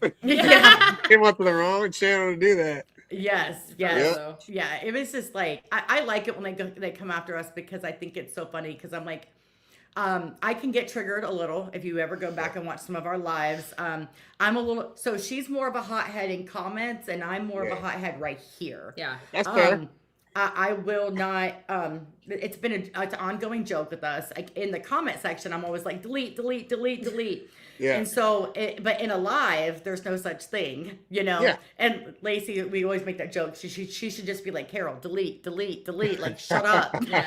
Because no way. I'm always like, don't tell me how you feel about Red. She'll provoke me on purpose to make me like crash out on the internet. Yeah. But it's fine. There's certain things that really trigger me. That's Tom being from Canada. Yeah. He's Canadian. I will jump on a soapbox. He's more American than half the Americans I know. Like, let's be honest. Sir. Like, let's be honest. But he's a grifter, though. Oh yeah. Like he's a grifter. Well, and it's funny. He's pandering. I realize that stupid. People only call him a grifter because he is on the other team. You know what I mean? Like, or the other side. He's speaking on other things. which is funny because he's called out both sides plenty of times. Yeah. But it's just funny to me, and I'm like, they can't fathom that somebody could potentially have a difference of opinion, and actually believe what they're saying. Too. But people are going to believe what they want to believe at the end of the day. It's I've said it before. I have friends from both sides, and it is like my job is not to convince you to like join my side. I could care less. You believe what you want to believe. We can be adults about it, and I really don't care. Yeah, like it's like, so what? We don't agree. Yeah, we're not in Congress. Right. We're not making the laws. Right. This is just how we feel. So that one you can't. Sometimes I feel like that they want. So Tom has haters, just straight haters. Yeah. But then he has fans that want to pigeonhole him, right? Yeah. And they only want political music from Tom, or they only want this, or they only want that, and so they become almost very demanding. And if just like he says in God mode, like give me what I want, and that was the old Tom. That was broke Tom. Stop saying this who I was. I think I made a similar to that with Eminem. Where Eminem says a lot of they want the old Slim Shady, but then at the same time they can't handle that version of it, and they talk crap about him on it, and it's just So I think I brought that up specifically when he dropped that line. Mm-hmm. Yeah, like they are. Yep, I think M and Tom they are so outside the political views because they're very different on the political aspect of it. They are. I think everything else is pretty much they're identical. They're both severe lyricists. They can destroy a beat. They're multi-talented. Like, it's crazy. That's so funny. Harold Trigger? No. Not at all. I don't ever lose my shit. Ever. Never, ever. No. So for one thing, I'm very loyal. I'm like loyal to the core. I'm fiercely loyal. Yeah. So I'm a Taurus. So it goes with the territory, right? So I definitely I get a little. So it was a little different. So once I could relax more. Yeah. So we've been talking with Tom back and forth for like years now, right? After I met Tom in person, though, it solidified something different, and so it went from your friend internet to my real life friend, and so it changed the dynamic for me. Yeah. So now I'm I am gloves off, like claws are out, like I'm ready to attack. He's family now. Exactly. I mean, we're practically. You have a matching tattoo. You crossed that threshold already. Technically branded now, right? So it just feels different now. It's harder. And after meeting him in person, this is really weird. His music hits different. I'll re-listen to a song and I'm like, whoa. Because you put a physical face to the track now. It's complete. It's like people go to see an artist in concert. Everything after that sounds so much different. Yeah, and it's also a conversation too. I think it's because then you feel like you get to know them even better. Yeah. And so then you're like, wait a minute, this is probably what Tom. Yep. Like that's how I'll feel like all of a sudden. Like once you start seeing more of it's just it's just really funny to me. I already asked you that, so I'm like looking. I think I already know the answer to this, but what's your favorite Tom song like right now? Oh, right, God Mode. Yeah. Oh, it's a tie like God Mode, like Snowflakes. I really liked Us in the USA. I absolutely loved that song. Like, I love that you love that song. That song was, that's awesome. It's just so damn catchy. I love it. Mm-hmm. It's so patriotic, and then when you look deeper into it, the fact that he's Canadian and he's literally wearing the American flag and waving the American flag and dropping it for the 4th of July about America, it just makes it that much more incredible. Yeah. It's funny he gets hate for that. I don't understand why that's an issue. Or Burnt Flags is another one. Yeah, he's done that one. Oh, Burnt Flags is I love that one. I was gonna there's so many songs off his two recent albums, not the Declassified, which was because those were all songs that have been released on physical copy but just never saw the light of day. That's what everyone's been telling me. So but 2 brand new albums came out before that, Truth Hurts, No Lies, and they're so like with the way you love rap, those are the songs to do. Have you bought anything? Have you gotten any albums? No, not yet. And the main reason for that is I want to try and get the reactions to him done before actually listening to him. That's the biggest thing. I do want to get like a couple hashs from him. I do want to get some of his albums and all that stuff just so I can have it. Because a lot of it you're not going to hear unless you get the albums. Right. So, like a lot of it is strictly on his albums, and his best songs are going to be on those albums. Yeah, 100%. Yeah, 100%. Yeah, which I wish he would put out digitally more songs from Truth Hurts No Lies, because there's so many good ones. There's one called Guest in Hip Hop. Yeah. Great I can already see where that's going. Bad Mouth. Sweetie was on that album. Sweetie and Burnt Flags are on those albums. I reacted to Sweetie, I think. And Burnt Flags. I've never been called Sweetie in my life. Like, that's, I know, right? To be called a sweetie, that's like super disrespectful. I love it. Oh, like, if you some think you're dude hard? like trying to fight me, call me sweetie. sweetie, I'm like, dude, no. Yeah. You're catching the fade now. We're done. Yeah. Exactly. Hey, James, what's up? So, he has such good music that hasn't been public. Like, and that's the thing that sucks is like people can't react to both those albums, only to the singles that are on them. But to hear him like those are the most regularly played songs right now for me. Same. I think. Average Boy was from Renegade. Which one is it? Renegade. Renegade and the Revolution. He always does like 2 albums at once. So, but man, he has such good music. Yeah, he does. Yeah, he really does. Average Boy is my favorite song. I think I commented that. I reacted. I think I reacted. You did it. It's on Declassified. So you did it. Yeah. And it's more of his like almost like slower singy songs. Okay. Well, it's like slower rap. Yeah. Oh, yeah, that's what I meant. Slower rap songs. Which is like I said, I like that kind of style, and then I like the singing Tom. However, I do love his like what I call a flex song, right? So your God modes, like Bite My Tongue, or you'll hear people on those, You'll hear people say Black Eyed Tom, or I heard that, Demon Tom, that if Tom has contacts in pretty much of any kind, you know that song's it's gonna be hard. Hold on, I think I commented on my reactions like, bro, you scared me with the damn red contacts. Yeah, I think that was it might have been in God mode actually. Yeah. He had funky ones in that. It was the one with the white, like the white. Yeah, it was the first time I ever seen it. I think I reminded I was like, what the hell? What the hell's going on? Yeah. When you do like no response, or I think he had him in God mode, or not God. Well, God mode too, but Snowflakes. I think he had it. Yeah. Did you have Snowflakes? I think. Yes. I think so. Standing back. But whenever, in the system, he has him in the system. Politically incorrect. Yeah. I did that one too. Yeah, those are. That's when you know he really has some shit to say. But when I'm sorry. Oh my gosh. Someone was like, play a Tom song, let him react live. I'm like, I don't want to take his channel. Yeah, I don't want to ruin that. But maybe older ones, like, because there's a lot of really good, like God Mode was actually originally a 10.5-minute song.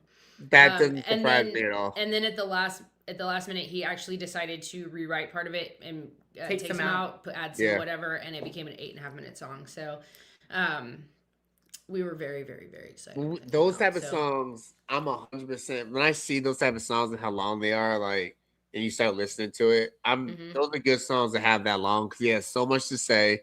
It's bar heavy as hell, and it's actual good reaction. Like, I'm okay with that. Yeah, he's just gonna do 8 minutes of just bullshit. I'm like, no, this is trash. I'm not doing it. But he like had some shit to say in that one. A lot of bars. It was fun. I feel like you don't even know it's an 8.5-minute song. No, you don't. Yeah, you feel like you don't even realize it because the flow switches, the beat changes, like everything that happens in that song, it's just I don't even realize like before you know it, the song is over. I'm like, oh. I think that one took me almost 25 minutes to react to because literally I know it's gonna be a long reaction if I start it. And then within like 15 seconds, I have to stop him. Like, dude, this is gonna be a long one. I'm like, that's the bar. We're like 15 seconds in. This is gonna be a long ass reaction. We got like 8 minutes to go. Yeah, no response is gonna be like that for you too, because it's also a little bit. It's a 4 or 5 minute song. That means it'll probably take me close to 8 or 9 minutes to react to it. Yeah, I want to say No Response was over 5 minutes, and then because Don't Look Down was over 6 minutes. Yeah. Yeah. And that was like a 12, 13 minute track for me. Yeah. I swear they get longer and longer. I'm Sorry is a shorter one, but that came after the Mac Lethal diss stuff, which I don't know if you've done yet. I have not, no. So, but I mean, it was short lived. But he got a lot of other like smaller rappers trying to diss him, trying to get that clout, that attention. Yeah. And so he ended up basically, I'm sorry, not sorry. Mm-hmm. Yeah, that's fair. Yeah. So and then No Response came following. I think I did that one. Yeah. So that came following that. So that was kind of in reference to a lot of that stuff as well. So those were kind of on the end there. Okay. Of that little diss thing, but I would love to take you through the Dismiss season of the beginning of 2024. I think I want to do. This guy Ryan Upchurch came out and dissed Tom. Yeah. At the end of February, right like a Monday after Tom had released Facts with Ben Shapiro. But it was really more having to do with Adam. But so then towards the end of 2024 into 2025, Adam had finally had enough. Like this particular artist went at everybody in the lane that he used to call friends, right? And drugs, jealousy. I don't know. It just was bad. I think I saw Adam Calhoun short with that. Yeah, I'm sure you did. Yeah. Adam ended up releasing 5 diss tracks. Yeah. So one was definitely the nail in the coffin. Holy Water, so good. But then like Just in Time had one making fun of stuff Ryan says, and then Hard Target came out. Simple Man came out with one. Jam Wayne had one. Mises had one. I don't know. They just killed him. Yeah, I mean it was just I think even didn't Flawed do one? Flawed dissing before it happened. Yeah, before it happened. Savannah Dexter, Bravo Gator, they all like had something to say because he came out all of them. So they were like, well. Yeah. So I've actually been debating about starting a certain day, like once a week on my channel, where it's gonna be like diss track, something like diss track Mondays or something, where I do basically whatever artist it is, a diss track for them. Like if it's Tom, just find a track he dissed someone in and just react to that. And then just do. I've been thinking about doing something like that, which would be great if we have all these diss tracks. This one dude, I would love to actually destroy this guy for an entire month. No, just blast you him with all their we'll have reactions. to get you a list of those songs that were done. Tom's are pretty easy. Tom put out a little jab like bait track called Lethal Injection. Mac Lethal responded a week later, and then 24 hours later, Tom put out Mac Lethal Sucks Too. And that was kind of the end of it because Mac said he wasn't good. Oh, he couldn't come back after that. So that's one thing where he says like I'm just gonna leave rap the music game and all that stuff. Yeah, but Tom never. He even talks about it in God mode. Like, and that's actually true. Like Tom won't diss anybody again because he didn't like the way ultimately at the end it made him feel. Yeah. So. So he just chooses not to do that. So well, he always wanted his music to like when he started doing music a little bit differently, he wanted it to like uplift people and inspire people and inform people and create conversation. And that did none of those things. He didn't want to purposely write music to tear someone down and to make them feel like shit. So he just wasn't going to do it anymore. And he that means you have a guy who's extremely talented who knows what he can do, choosing not to do it. He responds with God mode and I'm sorry and no response. That's his responses. Things like that. He puts it in the music in a very different way. Yeah. But pretty much Adam, when it comes to Adam, Hard Target, and Simple Man, a lot of those guys, almost all of the songs that came out after that diss season happened, had shots at Ryan Adam in some form or fashion. It was funny. It was like they did an entire album just like. See, they got to be careful with that because what they also have to remember is if you're going to diss somebody, what you're doing is you're bringing attention to that person. So you're actually going to make them bigger than what they truly are sometimes. Didn't. No. Oh, okay. So Ryan was kind of like, Ryan was the guy in the country rap lane. He was like the king of the country rap for a long time, and he did really good. I've never been that big of a fan of his rapping. I don't think he rhymes very well, but I think he was a much better singer. But when he came at Tom, like that was drawing the line, and it was out of nowhere seemingly. But Adam and Tom put out a collab album, The Brave, in 2022, and then The Brave 2 in 2023. I have that on my list too. And it was after that, like Adam really got really a lot bigger because of working with Tom. And somewhere in there, I don't know if it was just like a jealousy thing. I don't know if he. I mean, a lot of people close to Ryan had said that he was doing Adderall and stuff, like, and not for ADHD, but like snorting it or whatever. So I I don't know what the thing is, but he just lost a defamation lawsuit for $17.5 million. So, oh yeah. You don't remember the Kylie Rodney situation? Yeah. Well, he was saying how she was fake and they just made it up and she wasn't real and they were just trying to get money from a GoFundMe and he wouldn't stop even though they tried, and so the dad sued him and he lost. So that's a defamation of character would do that. But this is also a guy who put a Nazi symbol on his guitar that he built, and he would have lost me the minute he did that. Yeah, and he likes, he will drop the N-word, like willy nilly, like in a comment section or something, like it, like different than Adam.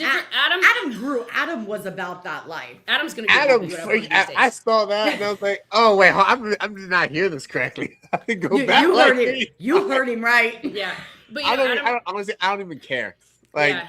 I just personally don't care. Yeah, and it's definitely, I feel like it's like in the music, like Adam, like I don't know if you've done Racism yet, his song Racism, but the reason he uses it in that particular way there is because he's portraying the difference between like basically like good white people, bad white people, like good people, bad people, so between black and white and how it should be coming together. You know what I mean? He'll say like, yeah, you have these like kind of YNs is what I guess they're calling them online now.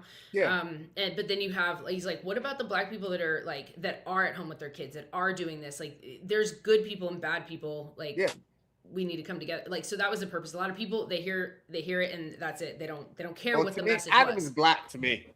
Yeah, I mean, that's what I'm saying. He got a black card all day. Adam has his black card, 100%. Yeah. I mean, he's from Chicago. He started rapping with more of his like black friends. He's like Southside Chicago, I think. In trap houses, like that's where he lived. Like Adam was, because he's a family man now, but like about that life.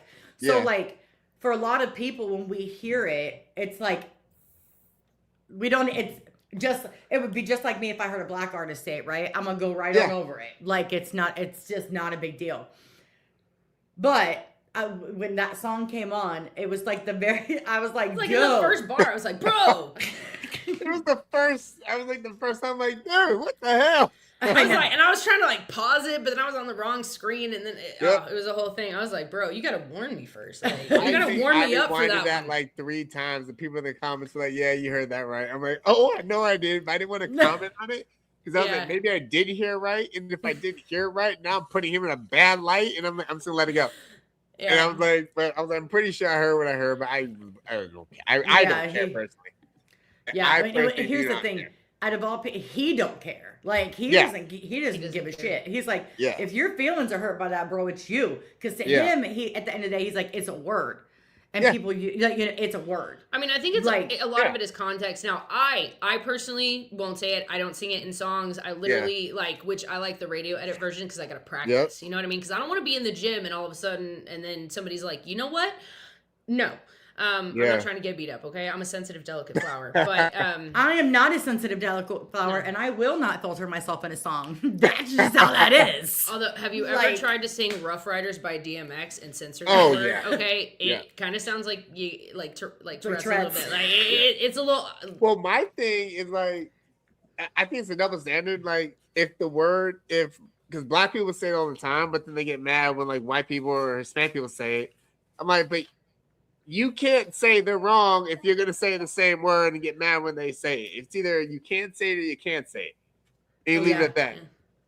Yeah, we have a funny clip we're going to show you. Yeah. But see, that's me. I don't use it like in speech, right? Like I would never, like I'm not just going to come up and be like, what up, Monica? Yeah. Like I'm going to have to send you this. I'm not going to do it. There's this comedian. There's this like comedian who's foreign and he does this whole skit about Monica. I'm gonna send it to you and then it'll all make sense. Okay. But we're talking about like mishearing it in a song and like So I just this is from, there's a song called White Boys that Adam and Tom did on the Brave album. Okay. It is I promise you you're gonna love it. Bar heavy, it's good stuff, right? Perfect. But so you'll hear a little bit of it in this clip though. Context though, this was a real reaction Tom was watching.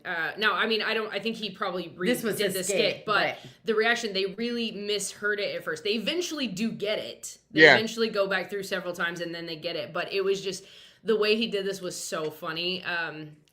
But... We'll share. Yes.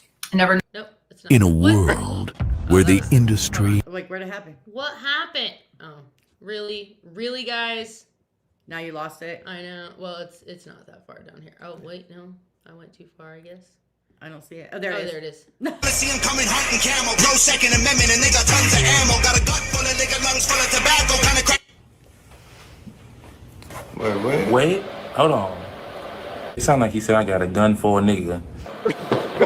What did he say? No! No! No! I said gut full of liquor. It sounded like he said I got a gun for a nigga or some shit like that. No! I see him coming hunting camel. I that's didn't funny. share that. It's so good. Like, it's funny every single time. It is funny every single time. But, That's funny. I love those guys, actually. He turned him. What did he say? I actually love those guys. Yeah. But yeah, it was just, I can't, Tom will tell you he'll never say it. No, and he doesn't. Mm-mm. He's, well, like, not insinuated even, but like it's insinuated because it's what would rhyme with like, but like he'll say, but I'll never say, and then the pause, you obviously can tell by the way it You would know rhyme, what right? he just won't say it. Yeah. So you'll say it in your head and you're like, oh, that does rhyme. I'd still call it out. I would still give him credit for it. Yeah. So, Yeah. but, and you'll see that it's in White Boy and, Everybody Needs Me are the two references. Like, Yes. Okay. But when you get to like there's so many songs to go through. Like you can't go wrong with one of them. People are like, where should I start? And I'm like, anywhere. Throw a coin and see what you hit. You know? Yeah. I want to try and do all of his tracks. That's my goal. Mm-hmm. So like when I tell people there's gonna be a lot, like all the new subscribers, like if you like Tom, there's gonna be a lot of Tom McDonald stuff. Like I'm not lying. Like I'm trying to do every single Tom McDonald track there is, every Nova track, every Adam Calhoun, Hard Target. I want it to be the channel's basically turned to a hog channel. Like Yeah, it happens. It does. It happens quickly, and Yeah. you don't. It's because you go down the rabbit holes, right? Yep. And so, and you feel like you've done already started, and you're like, Yep. well, but I want to finish it, so it's my channel, and I'm going to do what I want. Yeah. So you can either watch it or don't. But Yep. like, this is what I want. It's a little harder for us because we've already done all that. Or we right? already heard Yeah. them all. Like, so we've either already reacted to it or, this is the bigger part of it, we've already heard all of it. Yeah. So we can't. I'm coming in late. Yeah, but because we can't Better do late live than never. reactions, I mean, Yeah. we can't react to all of the old stuff. Yeah. We have to wait for new stuff. So we have to be creative Yeah. on what we're doing. We can tell stories about some of the songs. We can break down what he meant by something, or if somebody was, misunderstood something, Yeah. whatever it might be. But so for us too, also one of the struggles that we have, especially being female and white, Yeah. people don't think, hey, I'm Like just my gonna wife. put it out there. Yeah. But that we don't know anything about music though. So Yeah, that's so false. I know, but then we're shut down immediately. You know what I mean? And what some of the truth goes to that, and like some of the own hypocrisy. Yeah, I can't say it. Yeah. Thank you. Hypocrisy. I Yeah. Got you. I got you. have dentures, so sometimes I can't speak. Oh, you're good. And I'm not shy about it either. But, Good. Own it. You're good. yes, I can't think either. I look. I paid $6,000 yet. Those is There my you teeth. You So own And them. they look damn good. they're mines, but I have the same hypocrisy, right? Because when I go on YouTube, I'm gonna click on your video if you're black and male. Yeah. That is most likely that's what's gonna happen, Yeah. And so I don't blame people. I just know that that's part of the mindset, Yeah. right? Well, I mean, because if you look at a lot of the female reactors in the space, not a lot of them like really break down bars, with the exception of maybe Amy. Yeah. And because she does music, right? So Yeah. it's a little bit different. But also, her thing is she's definitely more on like the liberal side. But like she's what I call almost like an old school like JFK Democrat. Yeah. Where like she actually believes in unity and peace. She's a pastor. You know what I mean? She's very respectful. She likes. And I'm Tom's okay with music. that stuff. I'm okay with No, that. 100%. Yeah. Me too. And she's actually come to visit us here. We hung out. We did live streams here, or reactions here. But so when you say like liberal reacts to Tom, obviously People Yeah. are gonna be like, click, Yeah. because there's a validation that comes Yeah. with seeing someone who says they're on one side but agrees with a lot of the stuff Tom says. There's like validation in that. but also I definitely tend to also like black reactors or hip hop heads. I'm not even black reactors, hip hop heads. Are what I like to watch because I want to hear what I missed or have something explained in a different way that maybe I didn't understand before.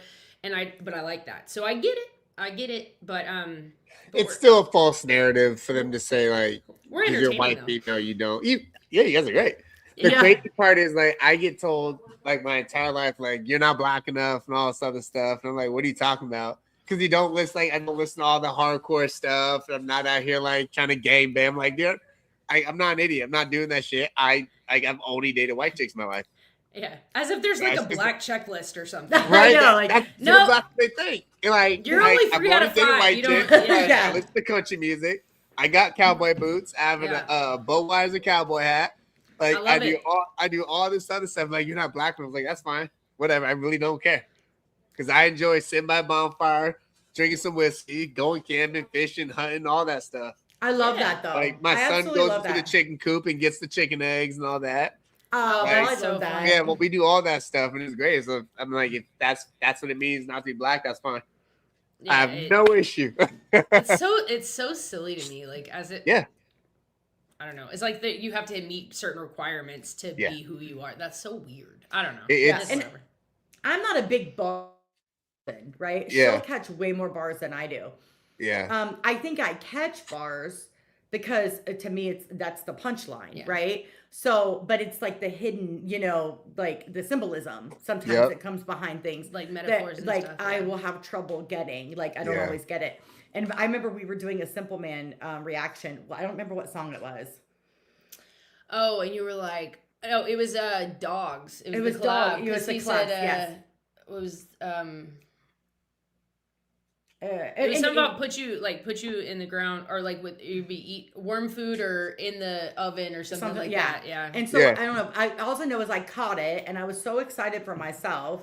And then of course I said it out loud and then Simple Man sees the reaction. He was like, look at Carol catching bars. I was like, shut up. Yeah. Because I don't always do that. But here's one thing. I always tell people, like, she's going to probably be more like catch your bars, your inner rhyme schemes, all that stuff. Rhyme schemes are my thing. That's not going to be I love rhyme schemes. Yep. But I'm going to tell you whether or not I think your fucking song sucks. Yeah. I'm going to tell you, like, I still hear, like, I still, like, so that's more like my cup of tea. I try to learn, though.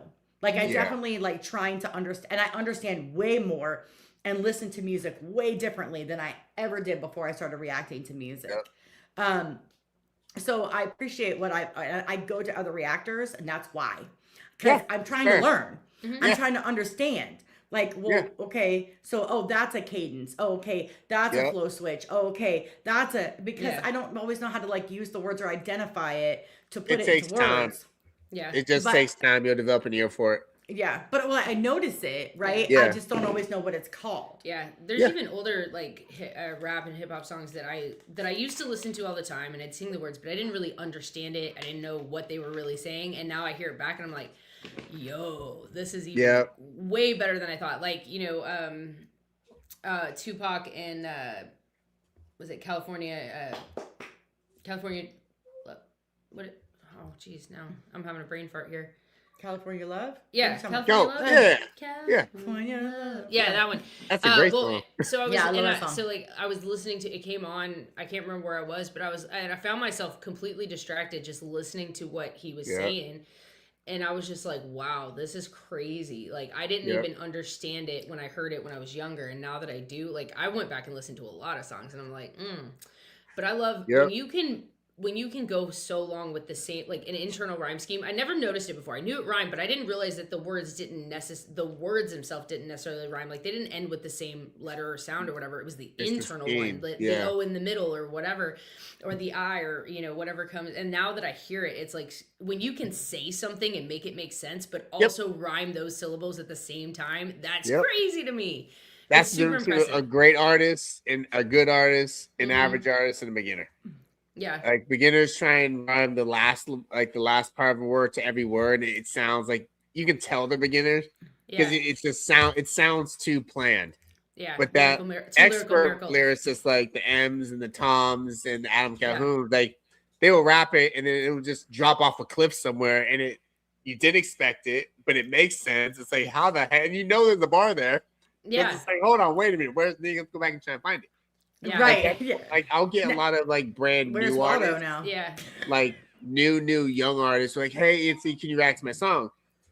And I'm like, how long have you been rapping for? He goes, oh, like maybe a month or two. I'm like, I can react to it, but I'm telling you right now, like, have you looked at my channel yet? And whoever reacted, I'm like, yeah, because they say I've seen you rap to Tom and all that. I'm like, okay, you've been rapping for about 2 months. Like, don't get mad if I come out here and say it's trash. Yeah. Right. Because because everyone's Gotta be gonna know honest. if it's a guy that's like had mad dad and he's my stepdad to a kid I never had. Like, oh, that was great. Yeah. Like, You're like, perfect. You know, it's like I get you trying, but if you're looking for the shit like I do to Tom, it's not happening.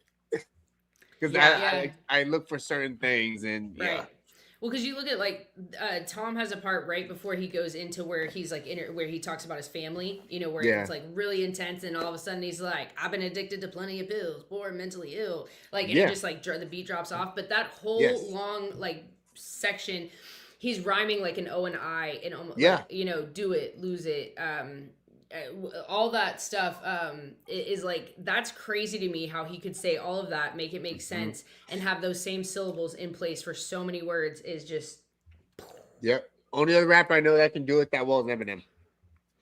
He's really the only other rapper that I can sit here off the top of my head and just say Eminem can do it, which is why I compare both of them together. I think you put Em and Tom on a track, it would be absolutely diabolical. It would break the internet 150%. The internet, not only because it's Tom and M, but you have two different sides coming together on like a track, and they both can pretty much. People are gonna hate me for saying this, whatever. I still think M's a better artist, just because it's Eminem. It's Eminem. No one's. It's Eminem. It's just who he is. Well, that's but Tom outside first that, heard Tom. Eminem. That's when Tom was like, "Oh, I can do this." Is because when he first heard M, he was like, a big M fan. Here's a white Huge guy, Eminem fan. blue eyes, just like me, like going through this. Like, hey, I can do this too, and that's kind of where it started for him. So, because Tom's first, introduction to rap was actually Tupac. All Eyes on Me. That's a great one to introduce to. Yeah. And then, you know, somebody, I think at school about age 13, I think it's they were like on the bus. Yeah. Listen to this. And it was Tom McDonald. And Eminem. And it was Tom McDonald that was hearing Eminem. See, I'll make that make sense. But he, you know, from there is where he kind of like, oh, well, I can do this, you know. Yeah.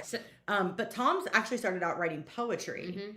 And then he so did Tupac. Yep, and then he started out with some spoken word. He's done. Yeah, he has like four spoken words, 4 or 5, something like that. 4 or 5 spoken words that are on his channel. That are really, really good. Like, you don't even need a beat with him. Like, it's almost like, I don't know. He's just really good at that. His delivery is really good. Yeah, his delivery is like half of it. Yeah, that is half. If you can deliver it, I don't care if your lyrics are great, but you cannot deliver it, you're gonna lose half the audience. It's just it falls flat.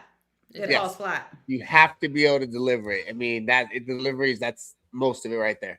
That's why you have these crappy artists who are able to get really famous over crappy songs, because they just deliver the crap out of it. Right. And it goes back to the beat, the women, the cars. Yeah. They give you what you want. Catchy hook, catchy flows. Yep. You know, if your cadence, you know, you're in the pocket and you have a good beat, a lot of people, they don't care what you say. Like, and when it comes to like a club song, like if I want to shake my ass, then I want to hear that, right? I don't care what the words are. I'm just here like, or I'm brushing off my shoulder. You know what I mean? I'm mumble rapper, like it's hot. Right there, mumble rappers are a prime example. You don't know what the hell they're saying. Like Designer, mumble rap though. Sounds good though. By Designer, it sounds friggin' phenomenal. Right, exactly. But the word lyrics are like, I really try to break that down. I'm like, I don't know what the hell he's trying to say. I hear more sounds than words. Like, what the hell am I listening to? But it's a club banger. Yeah. Well, look at like Soulja Boy, what's that song that was popular that everybody would dance to? Is it called Soulja Boy? Yeah. Soulja Boy, with it, rock with it. Or that one, but that one too. You know, no, but Superman. I say you listen to the words of that song. I'm like, Superman. Is it? Yeah, I think it's called Soulja. I thought it was called Soulja Boy. I don't know, but that's. Or no, the Soulja Boy is the dance that goes with that song. Yeah, Soulja Boy's the artist too, but like it's the Who anybody man, that whole that song? Yeah, I know. I said you know, and they're like, but it's like I can't remember. They made a line dance to that. The song itself is saying nothing. Nothing the song is absolutely nothing. But the whole dance floor will be full of people doing that same dance to the same words, even though it doesn't make sense. And there's a place for those songs. Yeah. But that's not all I want to listen to. Sam, he'll get to it because he's about to do the Wild Ones album. So you may not have seen that part earlier, but he will be doing the Wild Ones album. So he will get to Danger. Yeah. I'm actually going to be dropping the track Wild Horses. That's the first song I'm going to do today. I'm going to drop Wild Horses today. Have you done it yet? No, not yet. Yeah. That's one of Tom's favorite songs off that whole album. And perfect. A lot of people didn't like it. I loved it because I understood the message behind it. Yeah. But it's so Tom and Nova, like their styles are very different, and so Tom has said like the reason that album sounds the way it does is because they created something together that was a fusion of both of them. So there's 2 rap songs on there. A lot of it is some singing and stuff. Well, I would say, I mean, I feel like not 2 because there's Mama We Ain't Cowboys. Yeah. Or We Ain't Cowboys is more of a kind of rap song, but it's like it's a different vibe. It's more of a pop hip hop type thing, right? But there's so many good songs on it. I love that whole album. It's so good. It's such a feel good album. I feel like I'm gonna love it. I just have a feeling. I love when you can get an artist like Tom, especially when you have like 2 people in a relationship who are both artists going on the same album.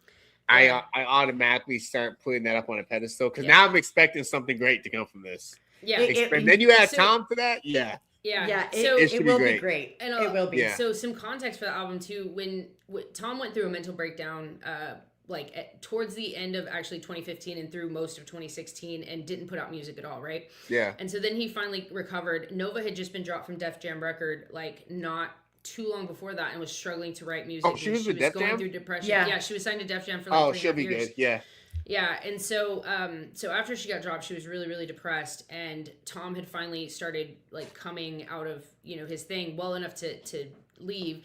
And Nova hit him up because they had already been friends. They met back in 2008, and she was like, "Yo, come make music with me. Like, I'm struggling, whatever." So that's when he moved to California, and Nova, and they started making music together. And they realized that they ended up writing love songs about each other, and so they ended up going from friends to in a relationship, and they decided to create GFBF. So they were working on the GFBF project when Tom's song blew up, Dear Rappers. Okay. And so because it got so big, they were like, we have to pursue this. And so they shelved GFBF indefinitely, even though they had already kind of had some songs worked. There's a few out there on the GFBF like page that's like, I'm Not Well, Phone Calls is really cool. Like, so you can see some of those older tracks, and it'll make the other album make sense. But so then I think Tom kind of needed a break from some of the stuff he was doing, and so when they announced the return of GFBF, it was huge. The fans were so happy, and then to see them come together in music videos, like it's something we all wanted so badly that it was amazing. So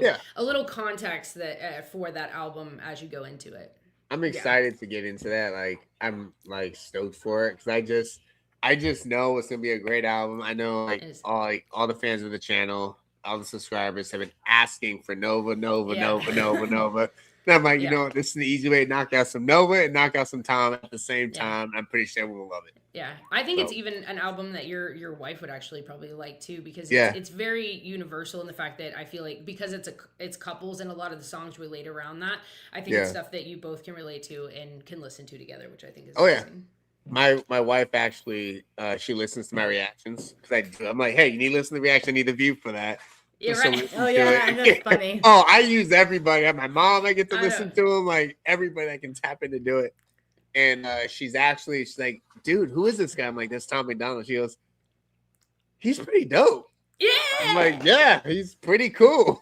Yeah. Well, then if she thinks that already, I think when she hears Tom and Nova together, I think she's gonna really like that stuff.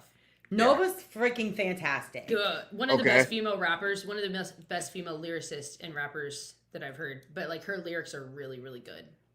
I don't have a favorite female lyricist yet.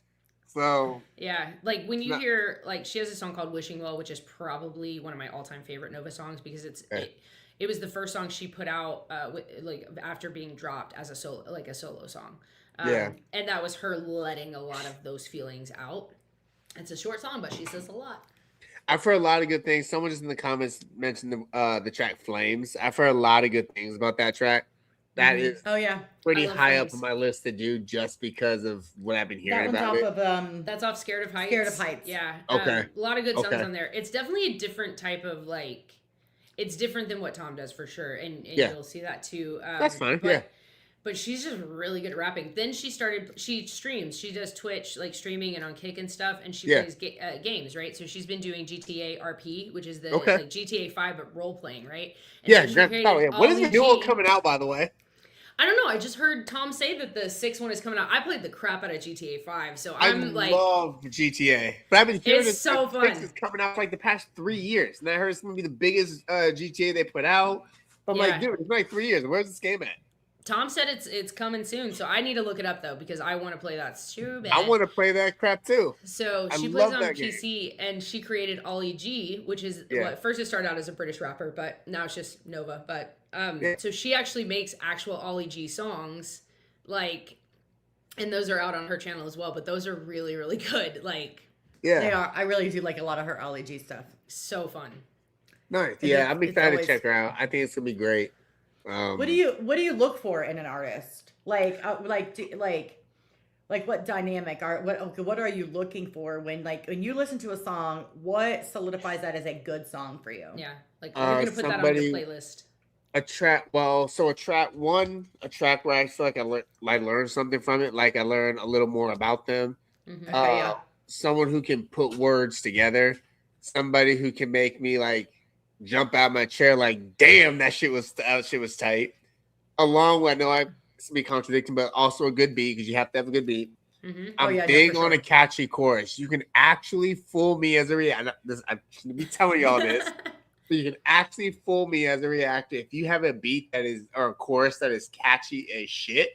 Mm-hmm. I will probably forget the rest of the song and be like, this is the best song in the world. Like, what the hell? Chorus, good beat, someone who has meaning behind the words, something where I can learn more about that artist who's actually talking something real, not just talking about treating my op down the street and last night I fucked this chick. Like, I could care less what you're doing at night. I don't give a shit. Right, 100%. Like, I want something where they're actually like talking to me. Like that actually like makes me feel something about that song. Put lyrics together, bar. You have to have bars in the song. If you have no bars, I'm turning it off. Right. Like, so a message. Ultimately, you got to have a good message. Good message. Good message. And that's why I like Tom so much. Is every one of his songs, he's actually talking about some real shit, and it's not just about out here buying $50,000 cars and fucking this chick and getting drunk and popping pills and like basically what 99% of all the other rappers say. Mm-hmm. He's actually talking about things he's been through and his life experiences and all that stuff, which I like. I'm trying to remember. Have you done Dear Rappers yet? I don't. Yes, I have. I think I just dropped Dear Rappers like a day or two ago. Okay, that's why I was thinking maybe you did because I've watched every time I have notifications, so anytime I see that you've dropped, I click it. But I've watched so many of your reactions now; they start to blend. You know, that's pretty much how mine are. They all kind of just blend together, and I'm like, I think I did. It sounds familiar. Right? You're like, I think I did that song. So something cool about Dear Rappers, I'm sure people in the comments kind of told you, but like, he had heard. He was sitting in the house and like this rapper was doing an interview on the radio and he was kind of complaining about like how hard it was and whatever. And he's like, dude, I would give anything to be where you're at. Like, I can't stand these people complaining, right? And so he took his last half of a cigarette out of an empty pack and went out and stood on the front porch of his house. And hey, we saw that house. We did. We actually, I have a picture of it. We went to the house, but he went and sat on the front porch, lit that cigarette, and he said it felt like God was like speaking through him, was like, he gave him what he said. He didn't even think about rhyming anything. It just came out of him. And he wrote it and he said like maybe 10, 15 minutes. By the end of that cigarette was done, he had written that song. And so he ran in, he was like, I just wrote the song that's going to change our lives. And like, he, you know, got the beat, started recording it, laying it down and everything. And then Nova set up like one single light in their house, the house they were living in. And he recorded that and put it out. And, you know, a week later, it was well over 1 million views. Yeah. And he was just blowing up everywhere. He ended up borrowing money from like 4 different people to put money on it, to put it on ads, to get it to push and change his life forever. It's crazy. Yeah. I'm going to see if I can pull up that picture. Yeah, I just think that, you know, it's the Tom is an interesting character in general. Like just to listen to him speak. So not only do I like his music, but I always loved like his lives. Just because listen to him communicate. Tom is actually very, very, very intelligent, and I think I appreciate his mind, right? Yeah. When it comes to just how he thinks. And then the way he can put things together in a song, but make it like especially a political song, simplistic enough that it gets through, right? His point is still made. And that's that deliverance message. Yeah. Yes. Oh, look, you should show that picture real quick just because it's there. I'm opening a few here. But I thought about this beforehand. Oh, yeah, that's all right. Forethought. But you know, a quick question for you. Well, actually, it's more so opposite. Is there anything in particular that you've thought of that we might be able to answer for you about Tom and or Adam? Because we know a lot about both of them. Yeah.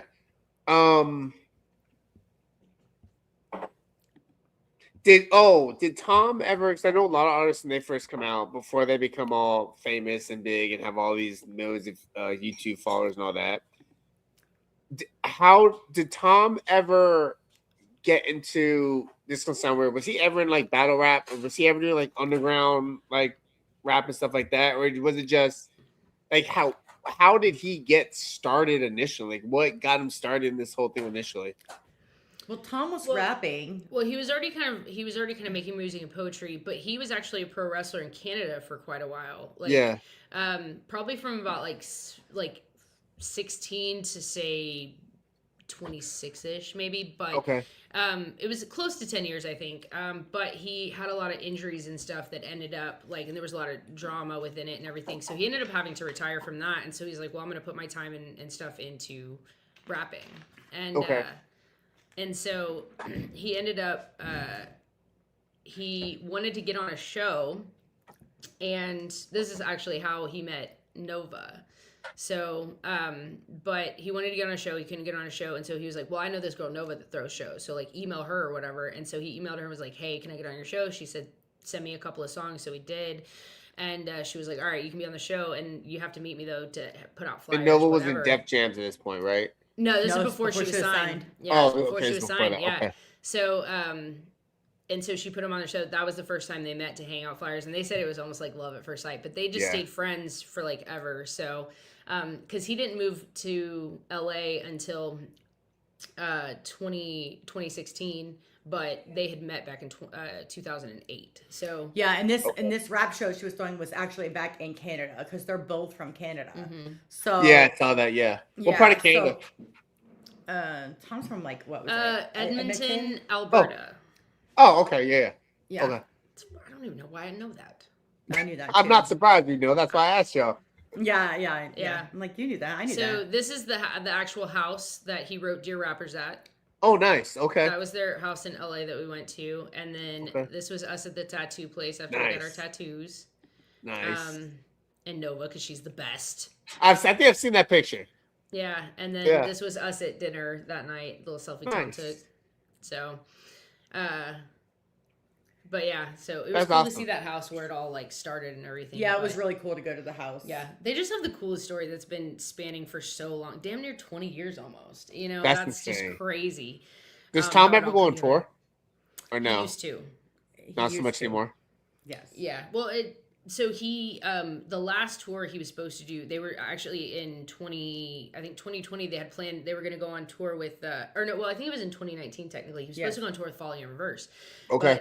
But one of the band members' wives had died or whatever, so they had to push it back, and then they were going to go in 2020, but then lockdown happened, and after that the political climate got a little crazy. Now it's even crazier with couple attempts on Trump. with what happened to Charlie Kirk. Charlie Kirk, yeah. You know, and then Nova has a really bad like respiratory issues, asthma and stuff, and like so if she were to get sick from like COVID, it like a common cold damn near took her out. You know what I mean? Like $50,000 in the hospital later. I think you talked to me about that doing that. So snowflakes, I think. Maybe, yeah. Doing snowflakes, that she had to go to the hospital or something like that.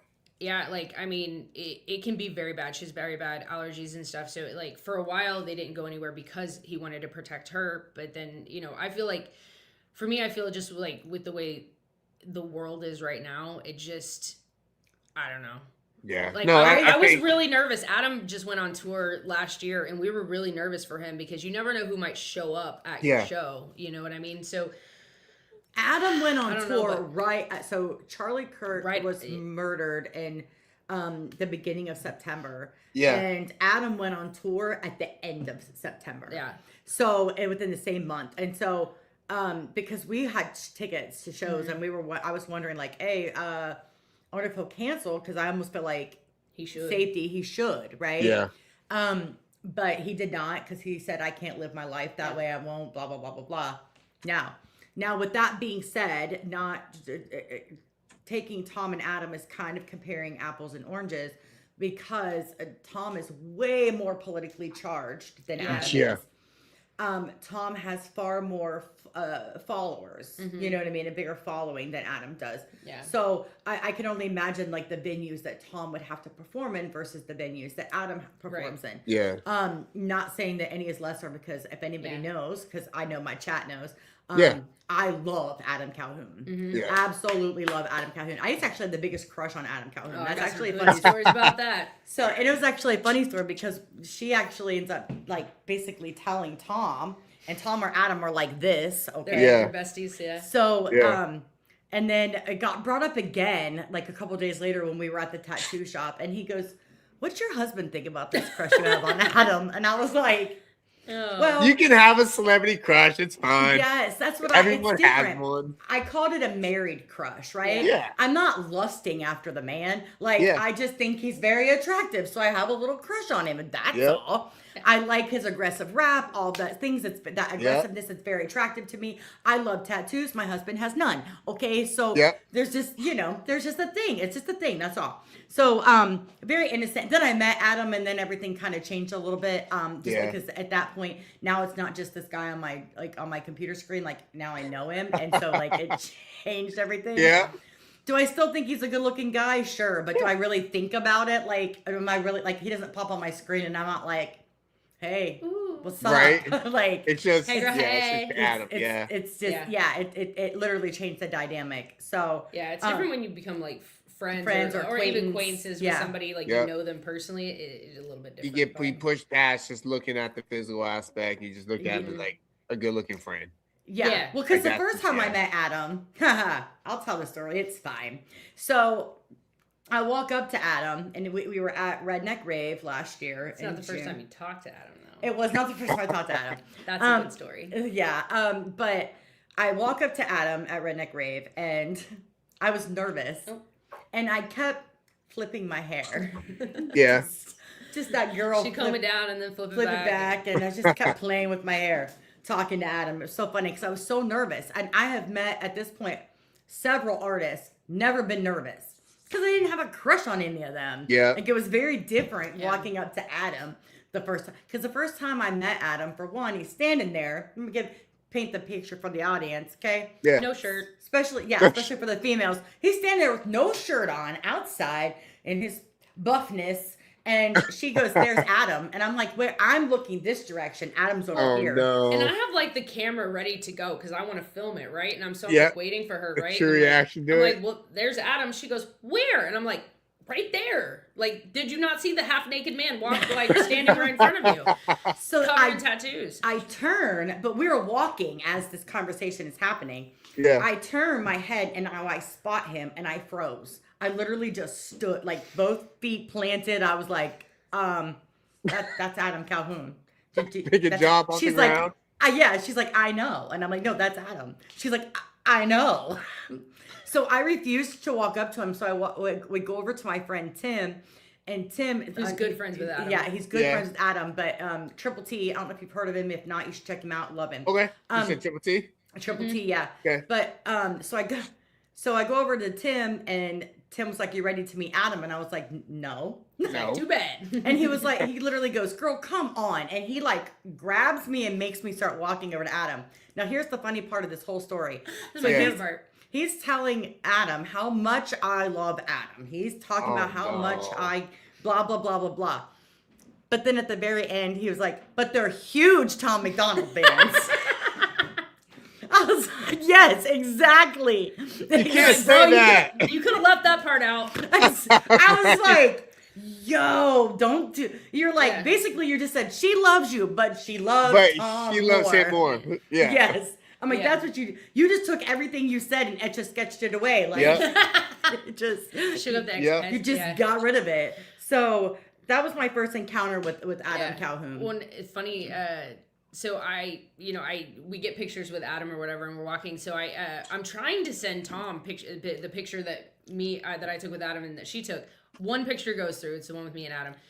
There's no reception down where the Redneck Rave is, okay? Which you would love the Redneck Rave. It's 4 days, and it's like out Burning Rock in West Virginia, and it's like people camp out there, bring their RVs. We did a vlog on it or whatever. It already sounds great. I'm sold. There's you I'll be the only black guy there, but I'm sold. Your side by sides, trails, like it's like 100,000 acres of like just like out trails and stuff, and it's live music. So there's like 2 days of straight concerts, and then there's 2 days before that's just strictly like riding and stuff. So it's very family friendly. Like so much fun. Oh, you would love it. So much fun. You would love it. It's right up your alley. And so, so this picture goes through, and so Tom messaged me. I was like, "Yo," because I was like, "Hey, I found someone you know." And so then he ends up sending that picture to Adam and is like, "Hey, these are 2 of our biggest fans." And so Adam sees us across the way, and he comes over. He's like, "Why did Tom just text me this?" And I was like, "I don't know." He was like, "Do you have his number?" He was like, "I didn't know you knew him well like that." And we were like, "I tried to tell you." I tried to tell you. Listen. You didn't believe me. Yeah, it was just fun. It was just a funny moment in time.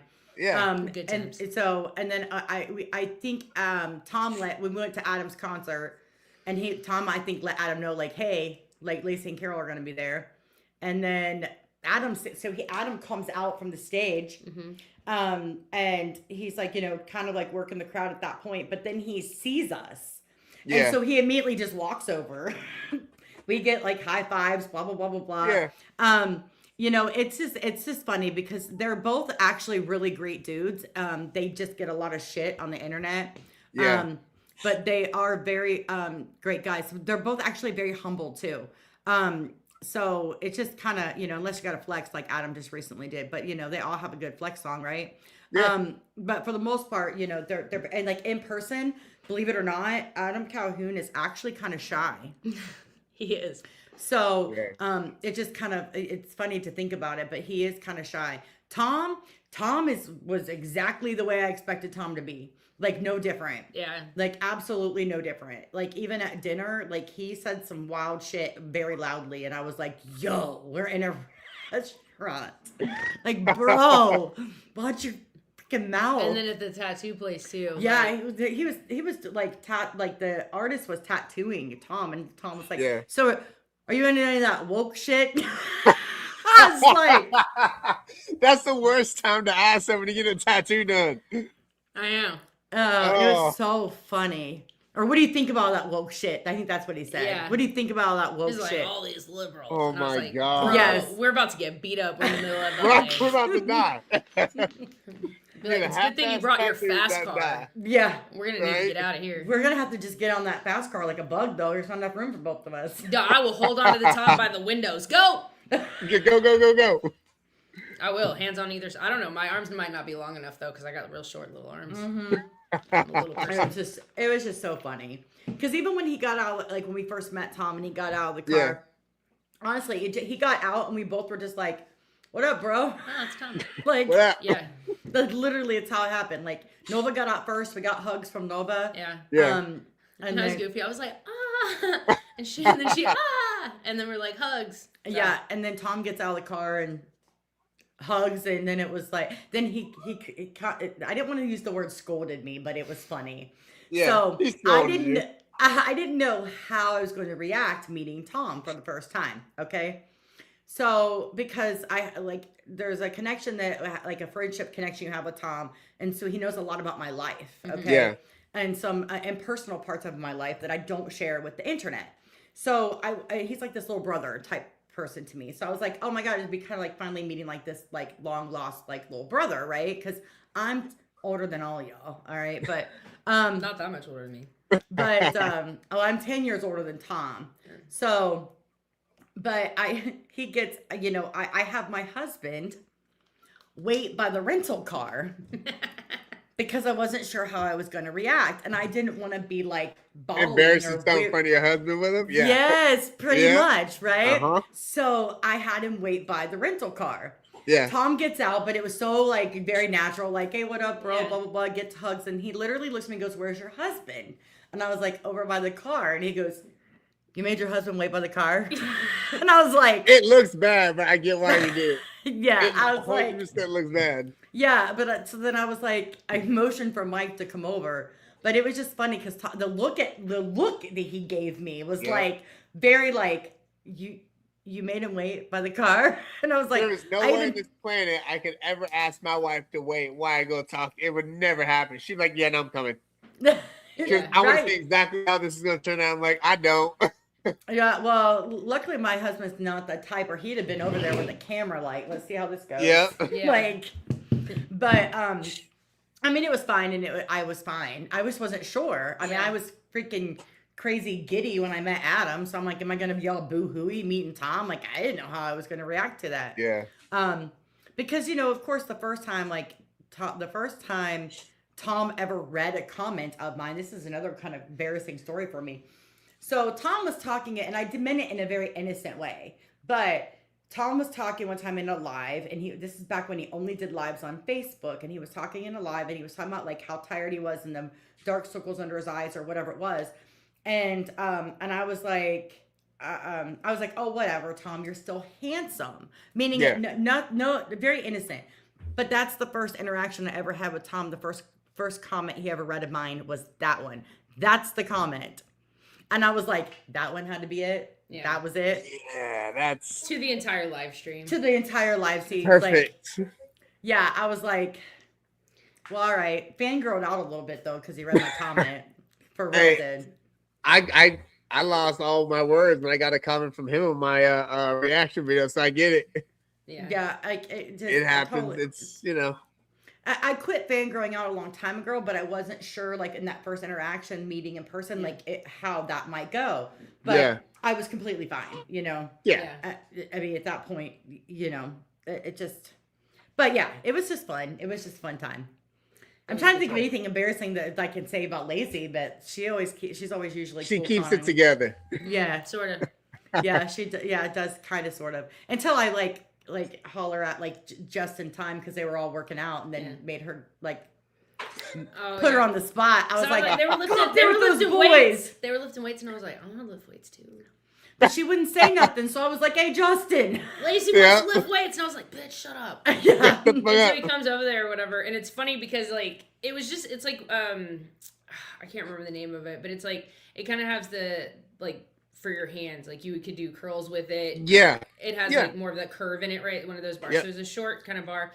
And it had maybe 20. I mean, it couldn't have been more than maybe 75 pounds or so. Like it wasn't that heavy really. And so, and I mean, my power clean is 150 pounds. So I'm like, nice, whatever.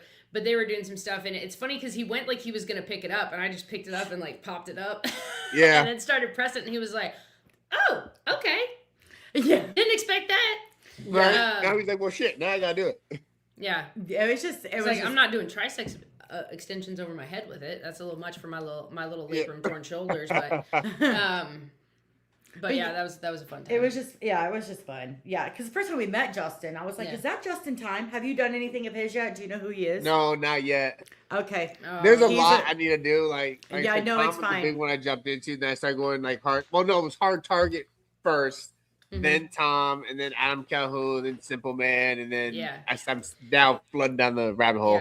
Yeah, we're about to give you a whole lot of country artists, like country Do it. rap. That's all we listen to in the South Coast, basically country and hip country rap, basically. You know, Adam Calhoun has an entire just country album, not rap. I'm down. Singing. Yeah. I've actually never reacted to a country song yet. Like just a straight country song. I've never reacted to one yet. Here's my first one if I do it. Yeah. But when I do. Yeah. The album's called Second Rodeo. Yeah. Second Rodeo. Okay. Is Self-Made on there? Self-Made's on there. Self-Made, I really like off that one. But one that's like, I mean, it's not really singing. It's more of a rap, but like Clean Money. Oh, that's a dope song. That's my song. That's my jam. Yeah. Well, no, I'll absolutely do it. Like, we're already setting you up with all kinds of stuff. We're like, look, there's your homework. I'm gonna need like a list of everything we need to be doing. Y'all hit up his comment section. Yeah. But just start flooding them in the comments. Yeah, whatever the last video is. But a good introduction, Justin, would probably be the collab he did with Adam, Target, and Simple Man called Insane, which was by far my favorite collab song, almost my favorite song of last year, period. Yeah. And then Dollar Signs with Adam and Narcotic. Those are both really good intros into Justin. Yeah. Okay. Yeah, for sure. So, and then he's got a whole catalog of his own. Yeah, I'm sure everyone's gonna drop all those names as they do. I'll just add them to my list. Like I said, or if you have a question, just let us know. I'll probably reach out to you about like what songs to react to that you guys think would be good, stuff like that. Yeah, Justin Time is the one that orchestrates the Redneck Rave. Okay. So he's actually getting ready to do what they call the Pink Rave because he's now dating the lovely Savannah Dexter. Okay. So she's really hot. She's super hot. Hot. Like hot. Like HAWTTTTT. Oh, that's hot. Okay. She's thick with like 4 C's. Yeah. Like curvy, like she's like old school pinup curvy. Like, you know what I mean? Okay. Like, she's just really, really pretty and super, super sweet. But so he's doing something called the Pink Rave, which is the Redneck Rave prom. He's the one who came out, like invented the Redneck Rave, and they just had their 10th anniversary. He sets all that up. So he like is a party planner promoter kind of thing, but he also raps. Yes. So yeah, it's just he's a really nice guy. He actually just quit drinking alcohol. Nice. So, and we heard him perform at the Redneck Rave, and we were just like, "Oh my god!" It's like a completely different sober person. Justin freaking rocks! Like, holy shit! Yeah. His performance was so like on point. Like, I was like beyond impressed, and I already liked Justin, even drunk rapping. Yeah. But like sober, like way completely better. different. It's probably guy. when his mind's clear. He can actually think through things a little better. Oh yeah, I've heard that. Yeah. Is there anything else that we did not possibly go over about Tom that you might want to know? Because trust me, we're your girls. Trust me. Oh, I'll be reaching out to you guys a lot, especially now we've done this, so we've already been messaging a lot on Instagram. Nothing I can think of right now. I'll definitely be reaching out to you guys for other songs. Yeah. But I have a feeling like literally every time I drop a reaction, I get like at least 3 or 4 new like song requests. Mm-hmm. And I've done I think 20 something Tom songs. So that right there is at least like 80 to 50 songs right there. I'm not counting out of the Hard Target and I'm Calhoun. So I have a lot. But the more reaction requests I get, just the easier. Because I don't like just picking things on my own because I don't know if that's what y'all want to hear. So if I get the request, it's just easier for me to know. Like I know you guys want to hear this. You guys are gonna tune in rather than me having to guess. Mm-hmm. Yeah, there's a couple of songs that have really good like backstories to him. There's one, there's an older one he did before he blew up called "How the West Was Won," and he did an interview on the Dopey podcast, and he talks about filming that video, and I think there's a lot of context to give you for that. I'm gonna try and clip that and send that to you, for when you potentially get to that. I just want to say, Sam. He has a ton of requests already, so he can add that in for sure. But like, if you're asking here right now, we're not really doing like reaction requests right now. We want him to have that stuff for his channel. So, but if you ever decide that you want us to come on your channel, or even to do reactions like with you, and record like a collab in that manner, like you let us know. Let's do it. Let's schedule something to do it. Yeah. I'm down. Yeah, because we'll definitely like one of my big ones I would love to be part of would be The Brave. Oh yeah, and either the Brave 1 and 2, like, I mean, that's our shit. But that's my shit. I pause a lot, so as long as you're okay with the pauses a lot. We don't care. We'll sit back and let you pause. Did you see our reaction to Adam? Or you should have watched our reaction to TJ's song, Play It Safe. We literally paused every freaking bar. Yeah, we were like, wait. Yeah, that's how you should be. I know Reactor. I've watched reaction channels where I don't understand it, but they call themselves reactors, but they'll let the song, if it's like a 3-minute song, they'll let it play for like 2 minutes. Yeah, I know. Like, oh, that was great. Like, I heard that. And then I'm like, you didn't really react to anything. You just kind of, you did a review at that point. You really didn't react to it. Yeah. Right. So I stop a lot. I like to stop at every single bar. If the song is really bar heavy all the way through, I'll typically stop for the bigger ones, not for the little tiny ones, because at that point it's gonna be like a 2-hour reaction. No one's gonna sit and watch a 2-hour reaction. It just doesn't happen. You'd be surprised. So yeah, no, I would absolutely be down to plan something with you guys, and we can do like a collab on that and actually react and break down some stuff. Yeah, and if you ever, just more like just advice for you, if you ever get into the point where you want to sit down with an artist and you want to talk to any of them, I'm gonna tell you right now who would probably be great folks and would be probably 100% down and doing something like that with you is going to be Trailer Made, Hard Target, Simple Man, TJ Sanders. Reach out to those folks, especially listen to TJ. Dirty was just in the chat. Like, he's dope. I've talked to him a little bit already. I think that'd be awesome, especially, I mean, if we could do something like me, Dirty, and you guys on it. Oh, and just talk music. It doesn't have to be anything like crazy. Just like talk music and just like pick his brain about like what made him get started, how did he get started, what's his favorite song that he's written, or like where does he get his inspiration from, and how you guys met, things like that. Just keep it really low key and just you can do it that way, or you can and I would say potentially even sooner than later, probably Adam Calhoun. You could probably get him as well, because he's going to be dropping a new album soon, and I know when he did like the Pale Horse album and stuff, he was doing a lot of interviews and things like that. So I don't he's gone through like a mental health shift. He took 7 months off, almost 7 months off. We interviewed him on his tour bus during War Tour at the end of last year in November, and he needed a break for sure. So he's been going through therapy, working through things. It's good to see him look happy again. So if he's out there doing interviews, we could definitely probably help link that up. Those are more, but Hard Target and Simple Man, they're really good about like coming on and talking to reactors and stuff, because they understand the value of it. You know what I mean? The fact that we help spread their music, it's a very symbiotic relationship. If you need any, like, so copyright claims are always like based on an algorithm. It's not the artist doing it, right? So it catches the barcode or whatever the number, and so we can help you get some of those removed. Okay, so I haven't had. So all of Tom's, for the most part, like I've never had anything blocked to the point where I can't drop it. Yeah, but we can help you monetize them as well. Yeah, we can help you monetize them. So a lot of my Tom ones did not get monetized. Right, we can help you. I'll send you some info on how to do that. Okay, cool. So because I think I have like out of the 24 I did, I think something like 18 of them got blocked from. Which for me, like it's not about the money. It's just about listening to it, reacting to it, seeing the reactions from the fans and those 10 cents add up. Yeah, hey, 10 cents. Oh, I know. I think I'm at I think in 3 days I'm at like 40 something bucks. That's nice. Yeah, that's really good. 3 days. And again, I do it more so for I like music. Like I love music. Yeah, that's why. Exactly. If I did it for the money or whatnot, like I would have stopped doing it a long ass time ago. Because I'm like, dude, this is too much time to get you have to love it. And I honestly, I love it. I have a full-time job. That's where my income comes from. This is for fun and being able to talk to like you guys and other artists and just talking to people who love music and love listening to good shit. Like that's my main thing. Shout out to the chat too. There's like 45 people in here. Yeah, I have it up. There's a lot of people. Yeah, so I just want to thank y'all for being here today and all showing up. Chris did a great job with his promoing, and I absolutely loved it. Every single reaction did it.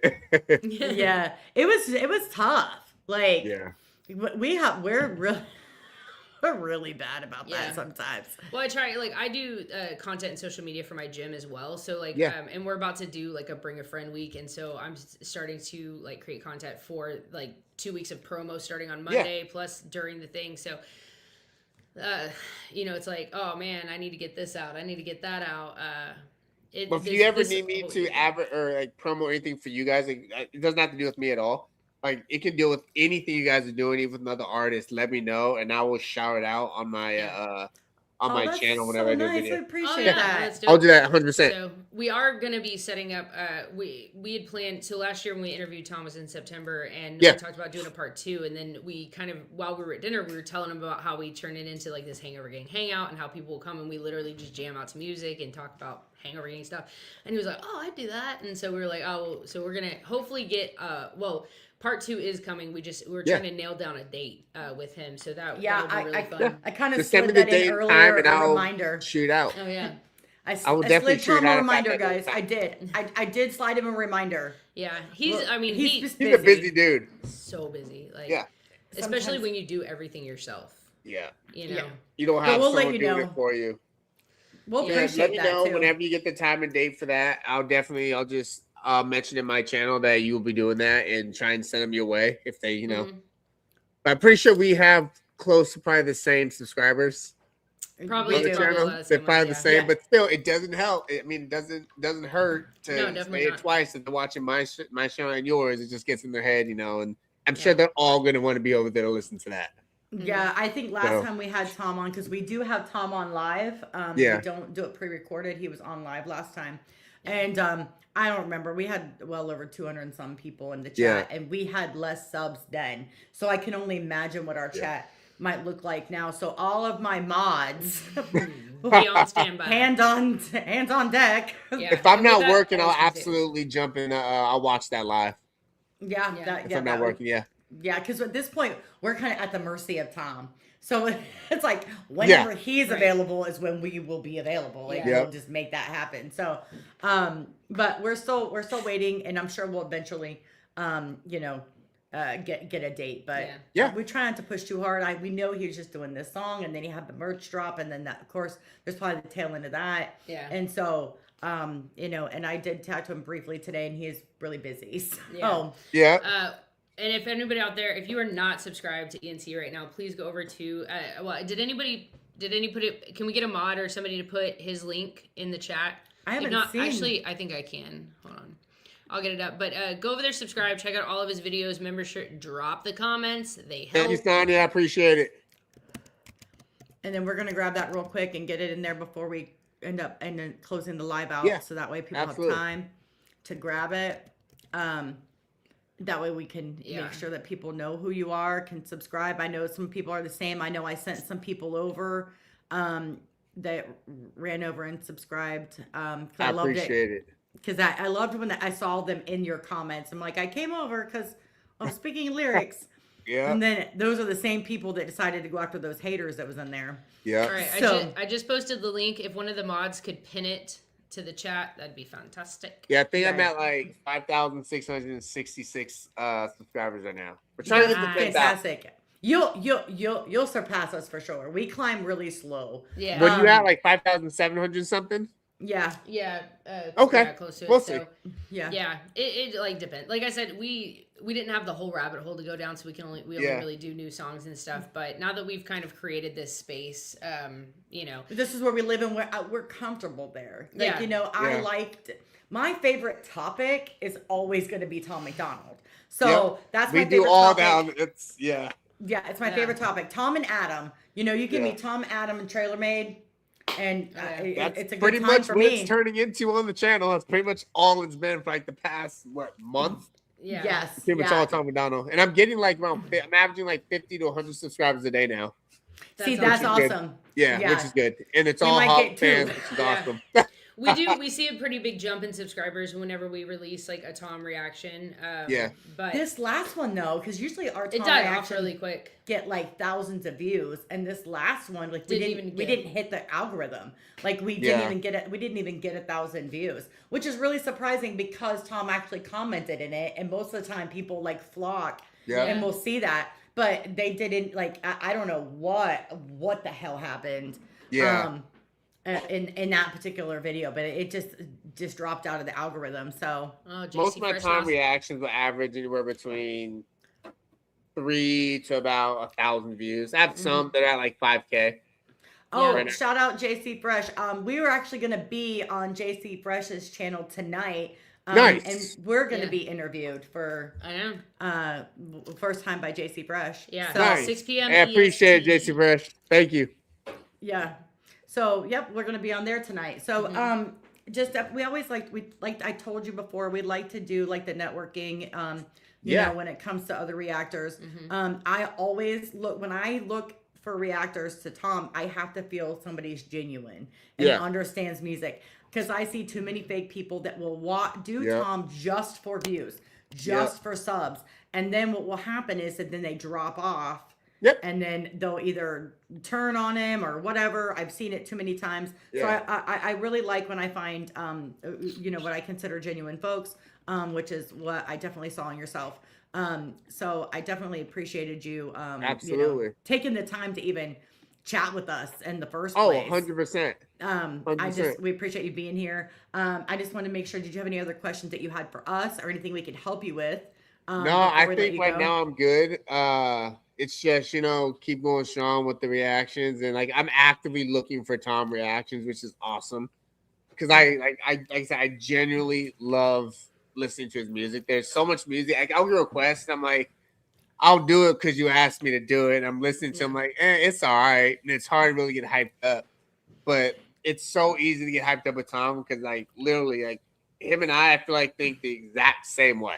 Yeah. And then all the Hog fans think the exact same way. And it's just so easy to listen to this stuff because I agree with everything he's saying. I don't have to convince myself to agree to it. Yeah, because like people, great. Yeah. It's just so easy. It's like me reacting to Eminem. It's freaking phenomenal. It's easy. I love Eminem. Like, I love Tom's music. I love how he delivers it. I love like his lyrics. I love his videos. Like, it's just easy. Like, I want to do them, and it's not work for me. Yeah, that makes complete sense. Yeah. Well, I think we'll wrap it up because we're gonna grab something to eat in between you jumping on JC Fresh's channel. Yeah, absolutely. So you guys make sure you pay attention. We'll be there live tonight. And we want to thank you very much for ENC Reacts ENC. Absolutely, I appreciate you guys having me on here. It's been fun. It was a lot of fun. I always love talking to somebody that's new to Tom. Just because it's enjoyable for me because it's a fun topic for me. So we do appreciate you very much being here, and hang tight. We're gonna end it, but I want to say goodbye to you off camera, or off the live. So just hang tight. We're gonna do our quick closeout, and close your ears because it may be a song you haven't heard. Oh no, it is. It technically, but it's only 20 seconds of the song. Oh, that's fine. And it's literally it's only the chorus. So it's no verses, it's only the chorus. It is an Adam song. It is my favorite off his last album that he put out called Scarface. But so it's literally the hook. So I mean, you're not really. It'll make you want to react to it. I guarantee you that. Okay. So and just reminding everyone that I am dropping the album reaction for Nova and Tom. I'm gonna start that today. Wild Horses. Be on the lookout for that. We got Tom McDonald reactions coming every single day now, Fight About the Next forever. So, you know, be on the lookout for that. Hope y'all love it, and I'll see y'all there. Yeah. All right. I can't wait. I can't either. I've been watching this stuff all the time. All right, guys. Peace out. Later, guys. We at the fly now, for the fuck around. I'ma stand on 10 up or down. Cause when shit start hitting, you gon' feel a little different. You gon' find out if you fuck around. Shit ain't sweet if you walk across the street. Better make sure you look both ways. What you think it's gonna be? Bringing hell on me. Just know it's gonna go both ways.